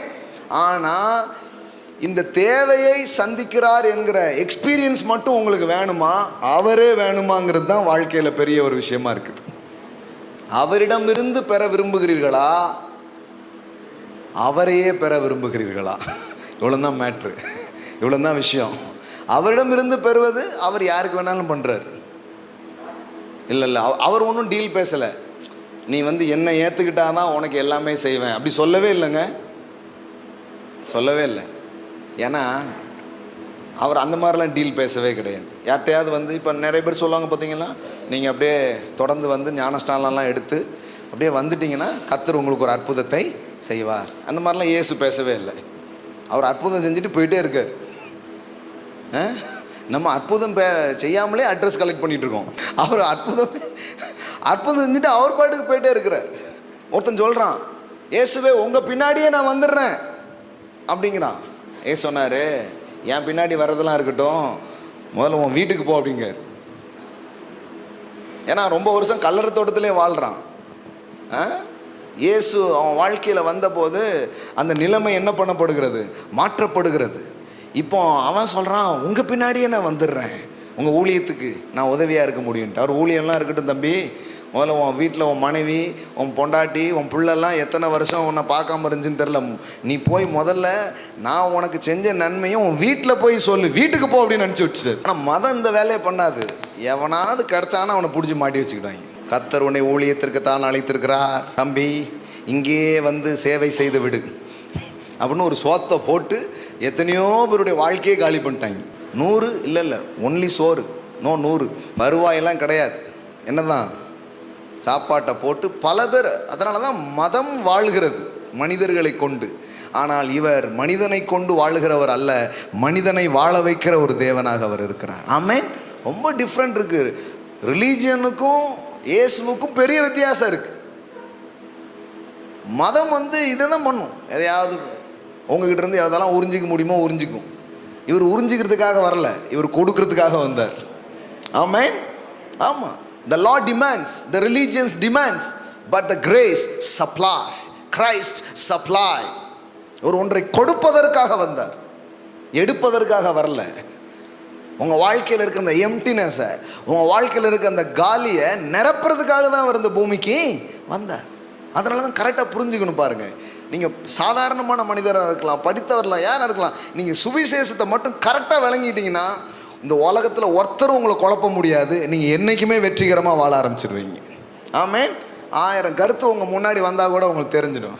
எல்லாம் இருக்கட்டுங்க, எனக்கு தெரியும் அப்படின்றவீங்க. குழம்ப வேண்டிய அவசியமே கிடையாது. சில சொல்கிற மாதிரி இவங்க கோதுமை மாவை கொடுத்து மாற்றிட்டாங்க. யோசித்து பாருங்கள், கோதுமை மாவை கொடுத்து தான் ஒருத்தரை மாற்ற முடியுதுன்னா இன்னொருத்தர் வேற ஒரு மாவு கொடுத்தா மாற மாட்டாரா? இது நல்லங்க, ஒரிஜினல் நல்ல அரைச்ச மாவுங்க அப்படின்னா என்ன பண்ணிடுவார்? மாறிடுவார். பொருளுக்காக, தேவைக்காக மாறும் ஒரு மாற்றம் அல்ல. இது மெய்யான சுவிசேஷத்தை புரிஞ்சுக்கிறோம்.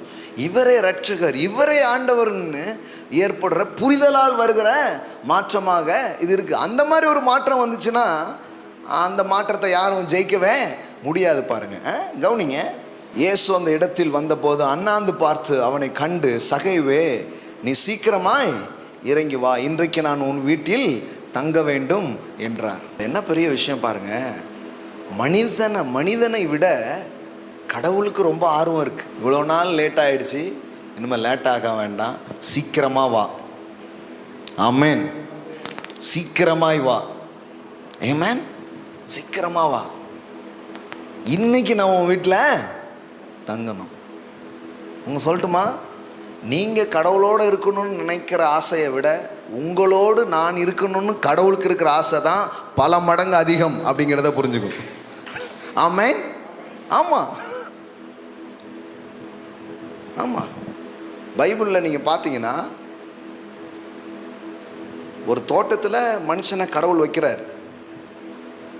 ஆதாம் ஏவாளுங்கிற ஒரு முதல் தம்பதிகள் அந்த தோட்டத்தில் இருக்கிறாங்க. வேதவசனம் சொல்கிறது, அவர்களை சந்திப்பதற்காக பகலில் குளிர்ச்சியான வேளையில் கடவுள் என்ன பண்ணுறாரு? தேவனாகி கர்த்தர் அவங்கள தேடி போகிறார். வழக்கமாக சாமி கான்செப்டில் பக்தன் தானே தேடி போவான் கடவுள் எங்கே இருக்கிறார் அப்படின்ட்டு. ஆனால் இது சாமி கான்செப்டே கிடையாது. இது பிள்ளைங்களை பார்க்குறதுக்கு அப்பா தேடி வர்றார் தோட்டத்துக்கு.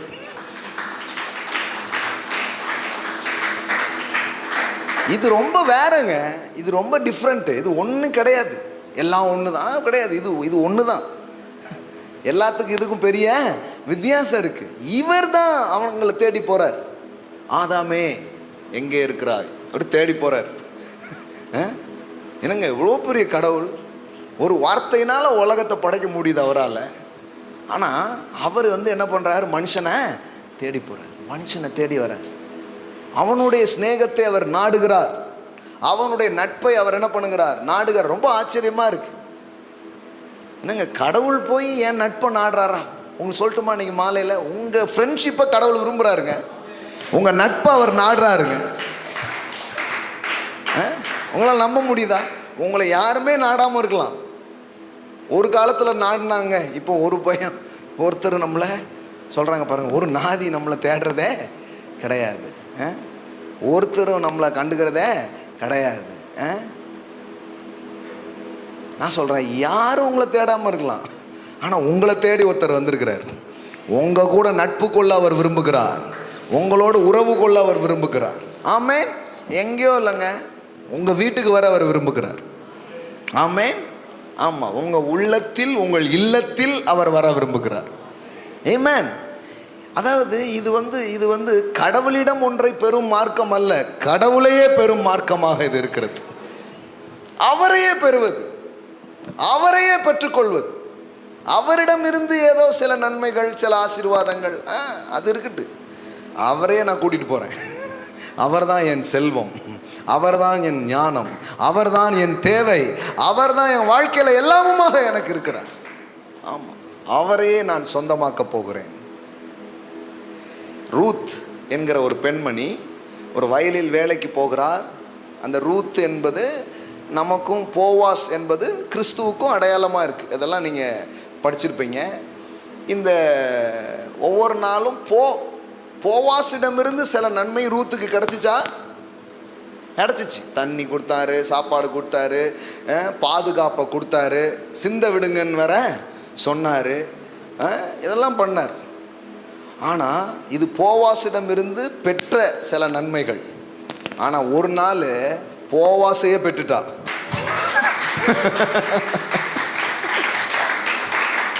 That's a real inheritance. அவரிடமிருந்து நான் பெறுகிறேன் உண்மைதான், ஆனால் அவரையே பெறுவதுதான் என் லக்கு, என் லட்சியம். ஏதோ சில ஆசீர்வாதம் நன்மை அதெல்லாம் இருக்குது, இல்லைன்னே சொல்ல நான். ஆனால் பெரிய ஆசீர்வாதமே அவர் தான். ஒரு சீன் ஞாபகம் வந்துச்சு, சொன்னால் நீங்கள் அஃபண்ட் ஆயிடுவேன்னு நான் கட் பண்ணிட்டேன், அப்புறமா சொல்கிறேன். அவரை விட பெரிய சொத்து எதுவுமே கிடையாது. ஏமேன், அவர் தான் பெருசு, அவர் தான் ரொம்ப உயர்ந்தது. அப்போ இங்கே நீங்கள் பாருங்கள், கடவுள் மனுஷனை தேடி என்ன பண்ணுறாரு, போகிறார். 5வது வசனம், இயேசு அந்த இடத்தில் வந்தபோது அண்ணாந்து பார்த்து அவனை கண்டு, சகைவே நீ சீக்கிரமாய் இறங்கி வா. எல்லாம் சொல்லுங்க, சீக்கிரமாய். உங்களுக்கு அர்ஜென்ட்டான்னு எனக்கு தெரில, ஆண்டவருக்கு ரொம்ப அர்ஜென்ட்டு. ஆமென். சீக்கிரமா, எல்லாம் சொல்லுங்க, சீக்கிரமாய். ஆமென். இறங்கி வா. ஆமென். இப்போ நான் இறங்கி வந்துட்டேன் எங்கேயோ இருந்து, இப்போ நீ தான் மேலே இருக்க, கொஞ்சம் இறங்கி வா அப்படிங்கிறார். ஆமென். நம்ம கடவுளை இறங்கி வா இறங்கி வாங்க, கடவுளை இறங்கி வந்துட்டார். எப்பா என்னை விட உயரத்தில் உட்காந்துட்டு இருக்கப்பா, கொஞ்சம் கீழே இறங்கி வா. என்ன பார்க்குறங்கிற அவசரத்தில் நீ தான் மேலே போய் உட்காந்துருக்குற. மதம் என்ன சொல்லுது, யூ கேன் ரீச் காட் அப்படின்னு சொல்லுது. நீ நீ நீ கடவுளை போய் அடையலாம் அப்படின்னு சொல்லுது. No no no no, you cannot reach God. நீ கடவுளை அடைவது என்று, நீ கடவுளை அடை என்று சொல்வது மதம். கடவுள் உன்னை அடைந்தார் என்பது சுவிசேஷம். நீ அதை இதையும் ட்ரை பண்ணு, ஒத்த காலையாவது நின்று எப்படியாவது கடவுளோடு, அந்த பரமாத்மாவோடு நீ இணைந்து விடு, சேர்ந்து விடு. ஸோ மதம் இதை சொல்லித்தருது. இவன் இன்னும் ட்ரை பண்ணி பார்க்கான், எல்லா உச்சிலையும் ஏறிட்டான். கடவுளே அப்படின்னு உச்சியில் போனாவாது அவர் கேட்குமே அப்படின்ட்டு போயிட்டான். ஏறாத மலைகள் இல்லை, மரங்கள் இல்லை, முங்காத குளங்கள் இல்லை, எல்லா இடத்துலையும் போயிட்டான். அவனுக்கு என்ன ஆசைனா எப்படியாவது அவரை ரீச் பண்ணிடணும் அப்படின்ட்டு. நீங்கள் அவரை ரீச் பண்ண வேண்டியதே இல்லை, ஏன்னா அவர் அவ்வளோ தூரமாக இல்லை, அவர் உங்களை ரீச் பண்ணுற அளவுக்கு ரொம்ப பக்கத்தில் வந்திருக்கிறார். ஆமென். கிட்ட வந்துட்டார். எப்பா என்னை விட உயரமாக போயிட்டப்பா, கொஞ்சம் இறங்கி வாப்பா. இப்போ நீ தான் ஹைட்டில் இருக்கிற, கொஞ்சம் இறங்கி வா, கீழே இறங்கி வா, இன்றைக்கு நான் உன் வீட்டில் தங்க வேண்டும் என்றார். உங்களுக்கு தெரியுமா, அவன் ஏறின அந்த மரம் காட்டத்தி மரம். மனிதன் முதலாய் கடவுளை விட்டு ஓடி போய் அவன் ஒளிந்து கொண்ட போது அவன் தனக்குத்தானே ஒரு ஆடையை உண்டு பண்ணானா. அந்த ஆடையை எந்த மரத்துலேருந்து பண்ணானா, அத்தி மர இலைகளால் அவன் பண்ணான். இன்னும் இந்த அத்தி மர இலைகளுக்குள்ளேயே இருக்கான் பாருங்களேன். தம்பி, அந்த இலையை விட்டு கொஞ்சம் இறங்கி வா, அப்படியே கீழே வா. அந்த இலைகளுக்குள்ளே தான் இவனும் ஒளிஞ்சிக்கிட்டு இருக்கான். உங்கள் தாத்தா ஆதாம் ஒளிஞ்சார், நீனும் இன்னும் ஒளிஞ்சிக்கிட்டே இருக்க. இல்லை இல்லை, இறங்கி வா, இன்னைக்கு உன் வீட்டில் தங்கணும். ஆமென். இப்போ பாருங்க எப்படி இருந்திருக்கும் அவனுக்கு இந்த எக்ஸ்பீரியன்ஸு, எப்படி இருந்திருக்கும் இந்த அனுபவம். அவன் சீக்கிரமாக இறங்கி சந்தோஷத்தோடு அவரை அழைத்து கொண்டு போனான். அவரை கூட்டிகிட்டு போகிறான். வாழ்க்கையில் அவனுக்கு என்ன மாதிரி ஒரு சந்தோஷம் இருந்திருக்கும் பாருங்கள். அப்படியே கூட்டிகிட்டு போகிறான் ஜீசஸை வீட்டுக்கு. அதை கண்ட யாவரும், இந்த வந்துட்டாங்கல்ல இந்த ரிலீஜியஸ் கும்பல் வந்துடுச்சு. கண்ட யாவரும் இவர் பாவியான மனுஷனிடத்தில் தங்கும்படி போனார் என்று. எப்பவும் முறுக்கு சாப்பிட்றதே இவங்க வேலை பாருங்களேன். எதையாவது போட்டு கருப்புருன்ட்டே கிடப்பாங்க பாருங்க, முறுமுறுத்தார்கள் பாருங்க. அதை கண்ட யாவரும் இவர் பாவியான மனுஷனிடத்தில் தங்கும்படி போனார் என்று முறுமுறுத்தார்கள். இப்போ இந்த ரிலீஜனை பொறுத்த அளவுக்கும் ரிலீஜன் என்ன சொல்லி வச்சிருக்கு, பாவிக்கிட்டெல்லாம் கடவுள் வரமாட்டார், பரிசுத்தமான ஆளை தான் அவர் பார்ப்பார், உனக்கு அப்பாயின்மெண்ட் கிடையாது, போயிட்டு வா, இப்படியே ரொம்ப நாளாக அனுப்பிச்சிட்டு இருக்காங்க. ஆனால் இங்கே பார்த்தீங்கன்னா ஊரே ஒதுக்குன ஒரு பாவி அவன் வீட்டில் தங்கிறதுக்காக போயிட்டார். இதான் காடுங்க. ரிலீஜனுக்கும் காடுக்கும் பெரிய வித்தியாசம் இருக்குங்க. ரிலீஜன் என்ன சொல்லுது, சுத்தம் உள்ளவர்கள் தான்யா கடவுள்கிட்ட வர முடியும். ஆனால் சுத்தமானவங்கன்னு யாருமே இல்லையே. அப்போ என்ன பண்ணுறது, கடவுளே இறங்கி வந்துட்டார். அதாவது ஒரு லாவை கடவுளே மாற்றிட்டார். இருதயத்தில் சுத்தம் உள்ளவர்கள் அவர்கள். சரி, சுத்தமுள்ள ஆள் யாரு, எவன் பொண்டாட்டிலாம் பத்தினியோ அவன் இப்போ புரியுதா, அவனுக்கு தான் கடவுள் தெரிவார் அப்படின்னா இங்கே ஊரில் எல்லாரும் என்ன சொல்லுவாங்க, நல்லா தெரியுது நல்லா தெரியுது நல்லா தெரியுது. இப்போ இடையில இதெல்லாம் சொன்னால் தான் உங்களுக்கு புரியுது. இவ்வளோ நேரம் என்னெல்லாமோ மார்க்கு லூக்கான்னு இதே இருந்தீங்க, இது டக்குன்னு புரியுதா? அவ்வளோதான் விஷயம், வேறு ஒன்றுமே கிடையாது. பிரசங்கியார் வந்து எதையாவது சொல்லி உங்களுக்கு புரிய வைக்கணும். சொல்ல வர்ற நோக்கம்தான் ரொம்ப முக்கியமாக இருக்குது பாருங்கள். அப்போ சுத்தமான ஆளுக்கு தான் கடவுள் தெரிவார் அப்படின்னா சுத்தமான ஆள் யார் இருக்கா? ஒருத்தருமே இல்லை. அப்போ ஒருத்தர் கண்ணுக்கும் அவர் தெரியறதுக்கு வாய்ப்பே கிடையாது. ஆனால் இங்கே கடவுளே அந்த கான்செப்டை உடைக்கிறார். அவர் போட்ட அதை அவரே என்ன பண்ணுறாரு, பிரேக் பண்ணுறார். ஹி பிரேக் த லா. ஆமேன். ஆமாம், அவர் தான் வச்சார், ஆனால் அவரே இதை என்ன பண்ணுறாரு, உடைக்கிறாரு. ஏன்னா நீ யாரும் ஏறி வந்த பாடே இல்லை, நானும் வருஷமாக உட்காந்துருக்கேன், ஒருத்தர் கூட மேலே ஏறி வரவே இல்லை, அதனால் நான் இறங்கி வந்துட்டேன் அப்படின்ட்டார். இப்போ என்ன தெரியுமா, சாமி வரம் கொடுத்துருச்சு. இங்கே கொஞ்சம் ஆசாரி இருக்காங்க, கிறிஸ்தவ ஆசாரி. அவங்க வந்து பாலசேகர் தப்பாய் பிரசங்கிக்கிறார், எல்லோருக்கும் திருவிருந்து கொடுக்கிறார் அப்படின்னு சொல்லிட்டு இந்த ஆசாரிகளுடைய வேலை இது. நான் என்ன சொன்னேன், கடவுளே பாவியை ஏற்றுக்கிட்டு தங்க வந்துட்டாருப்பா, உனக்கு என்னப்பா பிரச்சனை? மணி அடிக்கிறவனை காணிக்க வாங்கினீங்களா போட்டிங்களா போய்கிட்டே இருக்கணுமே தவிர மனுஷனுக்கும் கடவுளுக்கும் உங்களை மத்தியஸ்தராக வச்சது யாரு? அந்த வேலையெல்லாம் நம்ம கொடுக்கவே இல்லை. மனிதனுக்கும் கடவுளுக்கும் மத்தியஸ்தர் ஒருவரே, அவர் மனிதனாகிய இயேசு கிறிஸ்து. அவன் பைபிள் சொல்லுது. இப்போ நான் வந்து உங்களுக்கு என்ன சொல்லணும், actually what is a gospel? நான் வந்து உங்களுக்கு என்ன சொல்லணும்னா, ஓ பாவி, ஓ கெட்டவர்களே, ஓ பாவம் செய்தவர்களே, என்ன நினைத்து கொண்டிருக்கிறீர்கள், நீங்கள் வந்துட முடியுமா? இப்படி பேசுறதுக்காக கடவுள் என்ன வைக்கல. அதுக்கு பேர் சுவிசேஷமே கிடையாது. அப்போ வாட் இஸ் த காஸ்பல்? சுவிசேஷங்கிறது என்ன? கடவுளை விட்டு தூரம் இருக்கிற ஒரு ஆள், நான் பாவி குற்றவாளின்னு நினச்சிட்டு இருக்கிற ஒரு ஆளுக்கு கூட இப்போ நான் என்ன போல் ஒரு ஆள் வந்து பிரசங்கம் பண்ணுறாருன்னா அவங்க என்ன வேலை செய்யணுமா? தயங்காதீங்க பிரதர், தைரியமாக வாங்க, அவர் உங்களை நேசிக்கிறாராம், கை கொடுங்க, ஒன்றாயிருங்க அப்படின்னு சொல்கிறது தான் காஸ்பல். பாருங்களேன், நீங்களாம் அப்படி சொல்லிடுறதானா? பாருங்கள், வேத வசனத்தை வாசித்து பாருங்கள். பவுல் சொல்கிறாரு, கொரிந்தியர் 2 கொரிந்தியர் 5ஆம் அதிகாரம் 17வது வசனத்திலேருந்து பாருங்கள். 2 கொரிந்தியன் chapter 5 verse 17. இப்படி இருக்க ஒருவன் கிறிஸ்துவுக்குள் இருந்தால் புது சிருஷ்டியாய் இருக்கிறான், பழையவைகள் ஒளிந்து போயின, எல்லாம் புதிதாயின, இவையெல்லாம் தேவனால் உண்டாயிருக்கிறது. அவர் இயேசு கிறிஸ்துவை கொண்டு நம்மை தம்மோடு ஒப்புரவாக்குதலின் ஊழியத்தை எங்களுக்கு ஒப்பு கொடுத்தார். த மினிஸ்ட்ரி ஆஃப் ரெக்கன்சிலேஷன், அதாவது ஒப்புரவாக்குதலின் ஊழியத்தை கொடுத்தார். அப்படின்னா என்ன? ஒப்புரவாக்குதலின் ஊழியம்னா என்ன? அடுத்த வசனம் பாருங்க, அது என்னவெனில் அவரே எக்ஸ்பிளைன் பண்றார். That is that God was in Christ reconciling the world to himself, not counting people's sin against them. அதாவது பாவி பாவி பாவி பாவம் பண்ணிட்டேன்னு மனிதனை கடவுள் குற்றம் சாட்டும் வேலையில் அவர் இல்லை. அவர் என்ன வேலையில் இருக்கிறாராம்? வாப்பா உன்னை கட்டி பிடிச்சிக்கிறேன்னு சொல்ற வேலையில் கடவுள் இருக்கிறாரு. எவ்வளோ அழகா போட்டிருப்பாருங்க. That God was in Christ reconciling the world to himself, not counting people's sin against them, but canceling them. Amen. எல்லாம் சொல்லுங்க, கடவுள் பாவ கணக்கு போடல, பாச கணக்கு போட்டுக்கிட்டு இருக்கிறாரு. ஆமென். ஆனா ரொம்ப காலமா என்ன ஓடிட்டு இருக்கு? எழுதி வச்சிருக்காரு, பாக்கி நிறைய இருக்கு. ஐயோ, இந்த பாக்கியை செலுத்தி என்னைக்கு? இதுல வேற ஜென்மமான்ட்டாங்க. அடப்பாவிகளா, ஒரு ஜென்மத்துக்கே என்ன விட தெரியாம இருக்கு. தாத்தா பாட்டி செஞ்சது அவங்க செஞ்சதுக்குமா? ஆமா, எல்லாத்தையும் ஓன்ட்ட தான் கேட்பார், என்கிட்ட இல்லையே. என் கடனை அடைக்கிறதுக்கே என்கிட்ட வழி இல்லையே.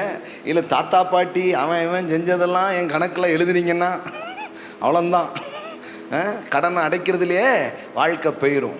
அப்போ இப்படி தான் ஒரு எண்ணம் ஓடிட்டு இருக்குது.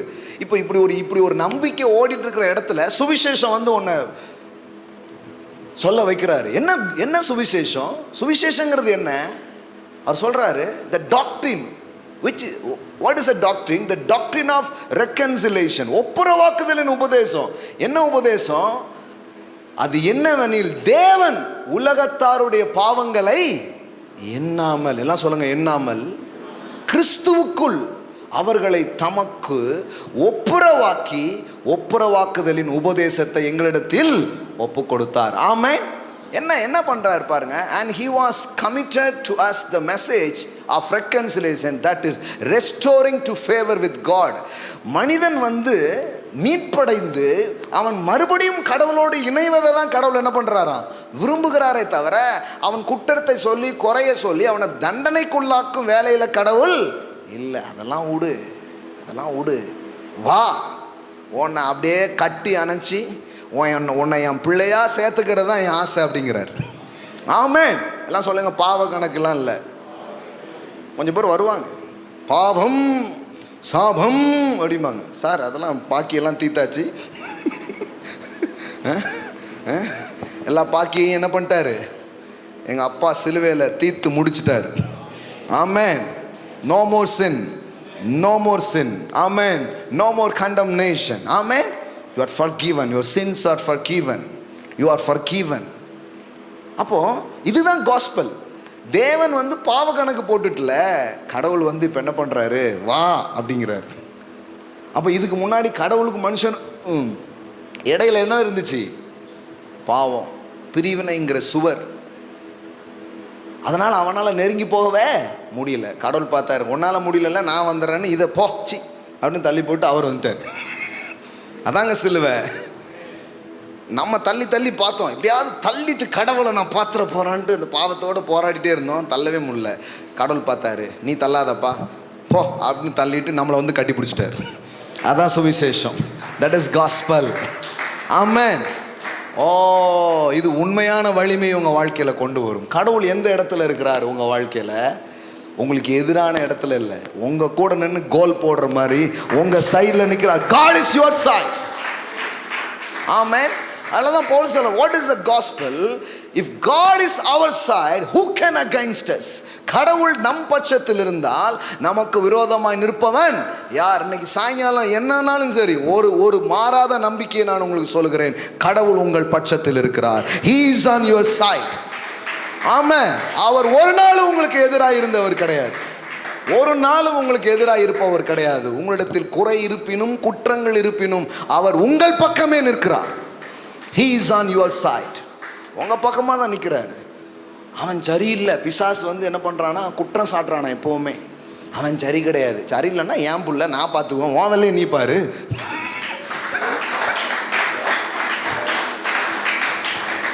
என் பிள்ளை கக்கா போச்சுன்னா நான் கழுவ போகிறேன், நான் கழுவ போகிறேன். அவனை தூக்காதீங்க, கக்கா போயிருக்கான், பரவாயில்ல, என் மேலே ஆனால் ஆகிட்டு போகுது, நாங்கள் 2 பேரும் குளிச்சுட்டு போகிறோம், உனக்கு என்னடா அப்படிங்கிறார் பிசாசை பார்த்து. அதுதான் சுவிசேஷமே. வேதவசனம் சொல்லுது, சகோதரர் பேரில் ஓயாமல் குற்றம் சாட்டுகிறவன் தள்ளப்பட்டு போனான். அதுதான் சுவிசேஷம். No more condemnation. ஆமென். குற்ற உணர்வுல மனிதன் வாழ வேண்டிய அவசியம் இல்லை. மெய்யான சுவிசேஷம் புரியும்னா நீங்க குற்ற உணர்வுல இருக்க மாட்டீங்க. என்னை நேசிக்கும் ஒரு தகப்பன் இருக்கிறார், ஒரு கடவுள் இருக்கிறார் என்று தைரியமா அவரை கட்டி பிடிச்சிடுவீங்க. ஆமென்.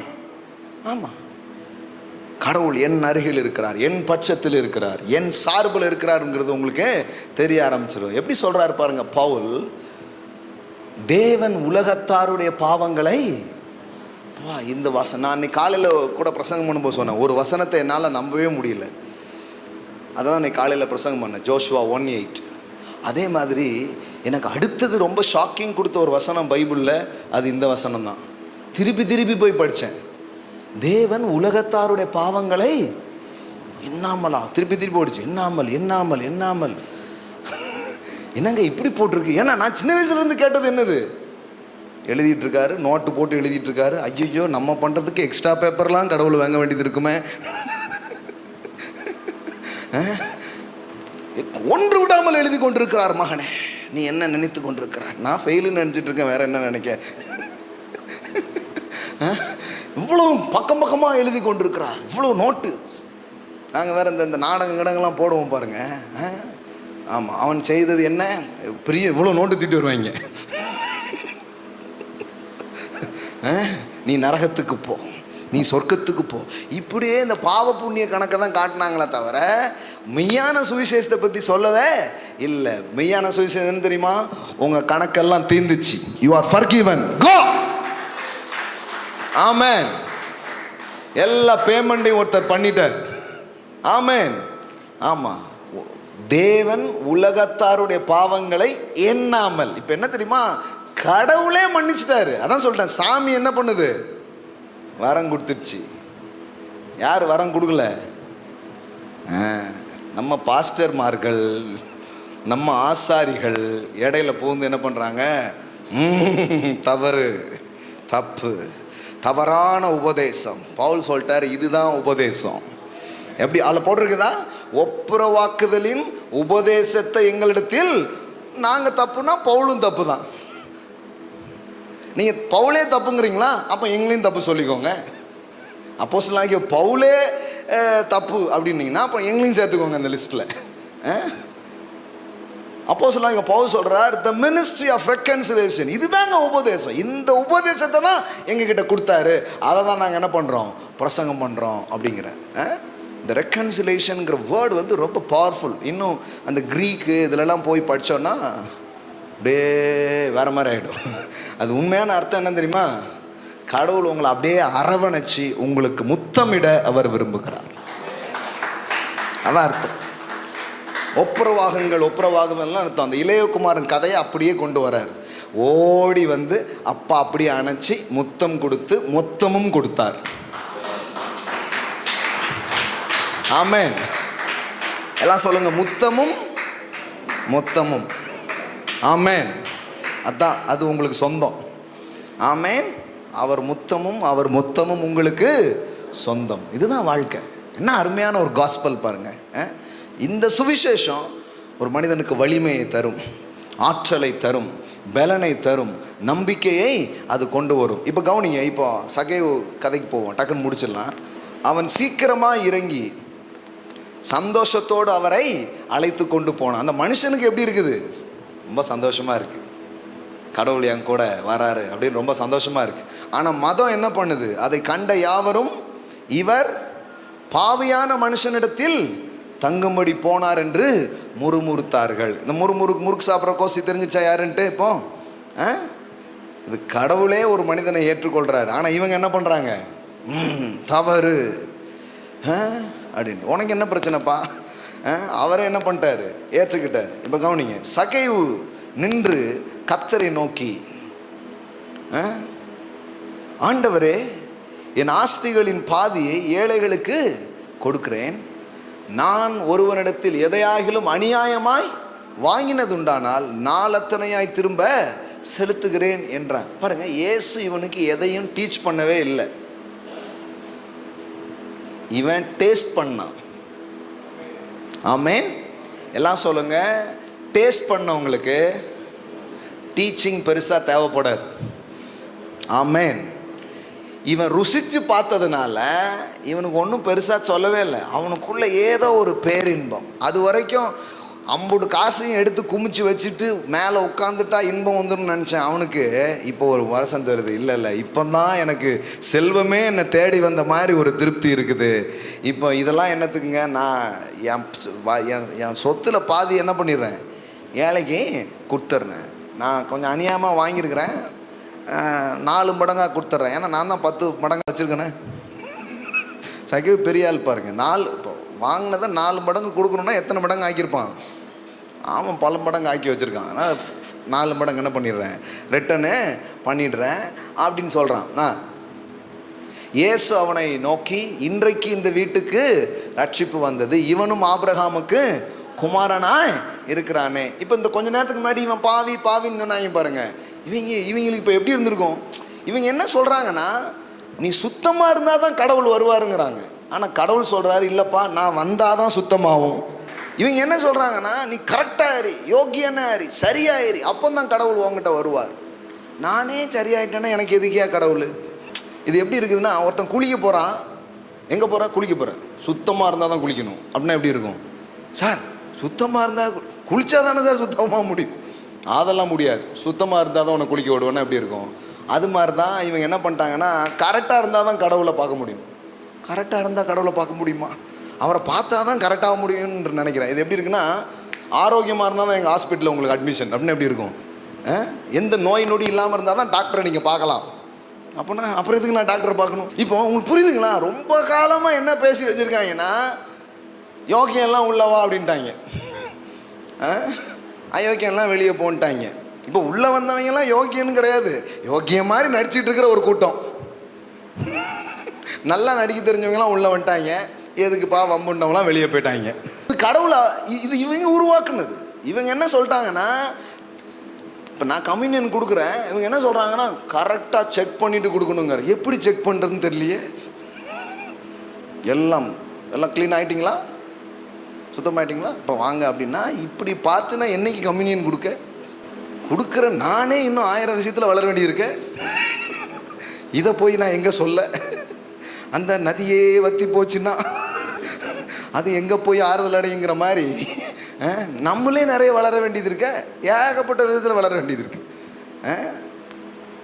கொஞ்சமா நஞ்சமா நிறைய வளர வேண்டியது இருக்கு. எனக்கு அதை சொல்கிறதுல எந்த பிரச்சனையும் இல்லை பாருங்களேன். ஆமாம், நிறைய வளர வேண்டியது இருக்கு, ரொம்ப மாற வேண்டியது இருக்கு. நான் கடவுள்கிட்ட ஒவ்வொரு நாளும் அவர் அப்படி பார்க்க கொஞ்சம் அப்படியே மாற்றம் வருது. மாற்றத்துக்கு அவரை பார்க்கல, மாற்றத்துக்கு பிறகு அவரை பார்க்க கொஞ்சம் மாற்றம் வருது. முன்னாடி கொஞ்சம் பரவாயில்ல, இன்னும் கொஞ்சம் பரவாயில்லாமல் ஆகிடும்னு நினைக்கிறேன் நான். இதுதான் நிஜத்தை தானே பேசணும், சும்மா இஷ்டத்துக்கு அவுத்து விடக்கூடாது பாருங்க.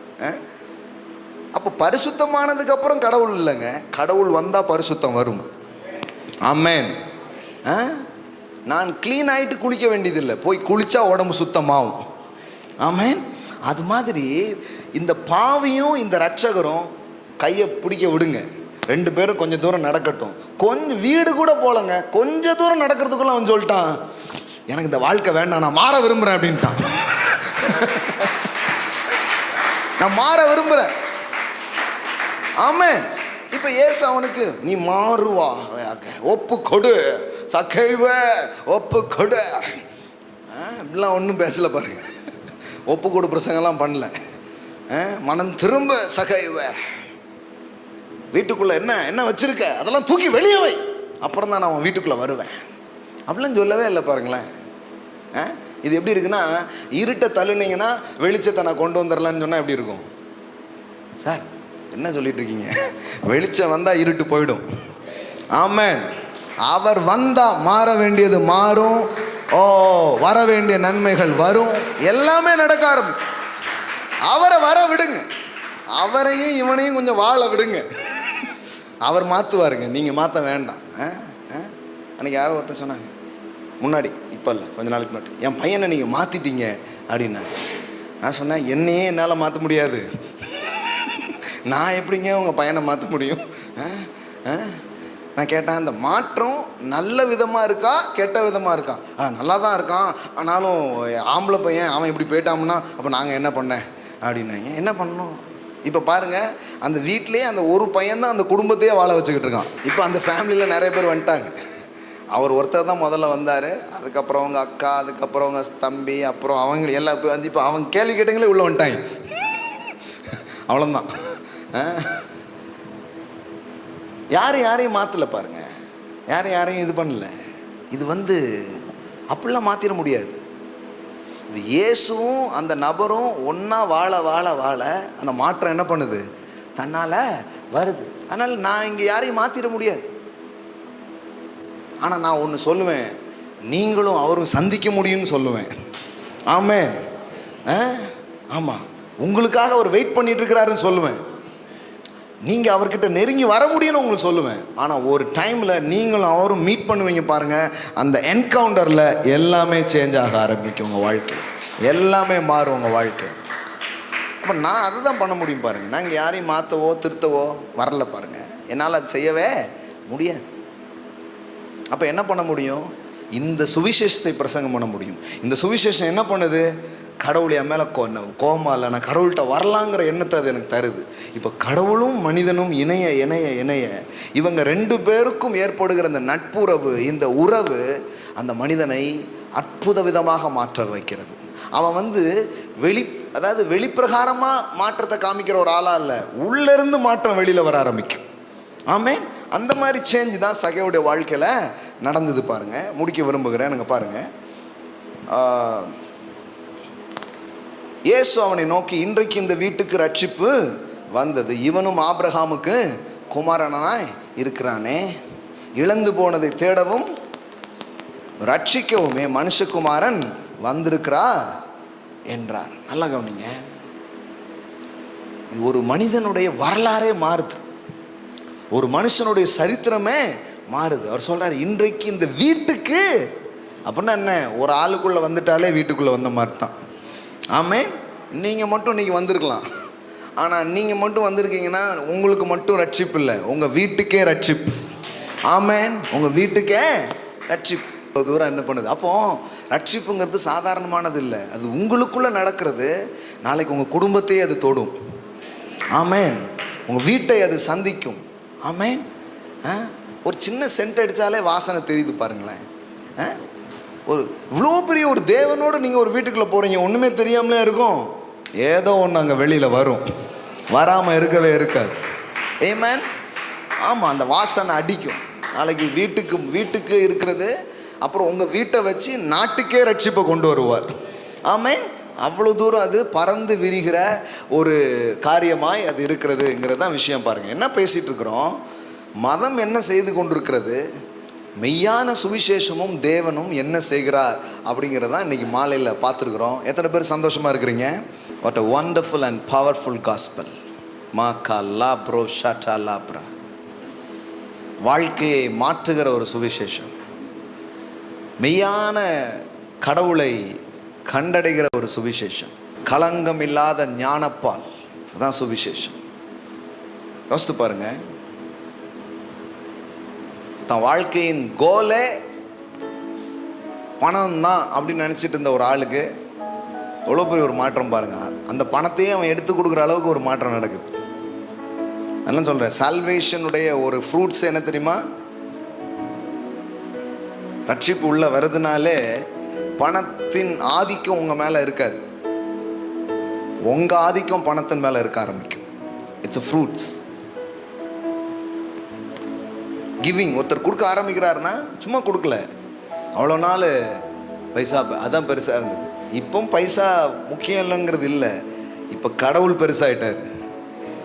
இப்போ வாழ்க்கையின் பிரதான இடம் பணம் கிடையாது, வாழ்க்கையில் பிரதான இடம் கடவுள். பணங்கிறது ஒரு பொருள், கடவுள் அனைத்தை நன்மைகளின் ஊற்றாக அவர் இருக்கிறார். அப்படியே டைரக்ஷன் மாறுது பாருங்களேன், அப்படியே மாறுது, எடுத்து கொடுக்குறான். அது வரைக்கும் பிடுங்கினவன் இப்பொழுது யாரா மாறிட்டான்? கொடுக்குறாளா மாறிட்டான். ஆமென். நான் இன்னைக்கு கூட சுவிசேஷத்தை இந்த இடத்துல இன்னும் புதிய கண்ணோட்டத்தோடு நான் பேசியிருக்கிறேன். ஒருவேளை ஆன்லைனில் இதை பார்த்துட்ருக்கலாம், டிவியில் நீங்கள் இதை பார்க்கலாம், வாட்ஸ்அப், ஃபேஸ்புக், எந்த விதத்தில் வேணால் நீங்கள் பார்க்கலாம். இந்த நல்ல இரட்சகரை நீங்கள் சந்திக்கலாம், இந்த நல்ல இயேசுவை உங்கள் வாழ்க்கையில் நீங்கள் சொந்தமாக்கி கொள்ள இது ஒரு அற்புதமான ஒரு வாய்ப்பாக இருக்கிறது. எஸ், சகைவு மாதிரி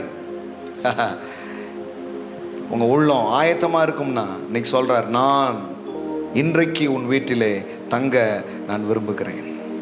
ஆமென். அவன் சந்தோஷத்தோடு அவரை கூட்டிகிட்டு போனான், சந்தோஷத்தோடு அவன் கூட்டிகிட்டு போனான். ஆமென். ஓ, இவர் கையை நீங்கள் பிடிச்சிட்டு போகிற மாதிரி இருக்கும், ஆசையாக நீங்கள் கூப்பிட்டு போகலாம். அவர் கை உங்கள் கையை பிடிச்சிருக்கு, உங்களை விடவே மாட்டார், வாழ்க்கை ஃபுல்லாக உங்கள் கூட இருப்பார். ஆமென். எத்தனையோ பேர் இவனா இந்த வீடா உங்களை குறித்து யாரெல்லாமோ என்னெல்லாமோ சொல்லலாம், ஆனால் உங்களை வேற லிஸ்ட்டில் கொண்டு வைப்பார். இவனும் ஆபிரகாமுக்கு குமாரனாக இருக்கிறான். அதுக்கு முன்னாடி சகேவுக்கு அவ்வளோ ஒரு இமேஜ், ஒரு பேர் இல்லை. ஆனால் இயேசு ஒரு புதிய இமேஜை கொடுக்குறாரு, இவன் தான் ஆபிரகாமின் குமாரன். ஆமென்.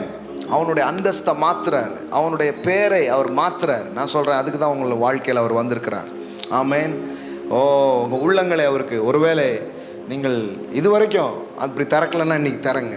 உங்கள் உள்ளத்தை திறந்து, இயேசுவே என் உள்ளத்திலும் என் இல்லத்திலும் உம்மை வரவேற்கிறேன்னு சொல்லுங்க.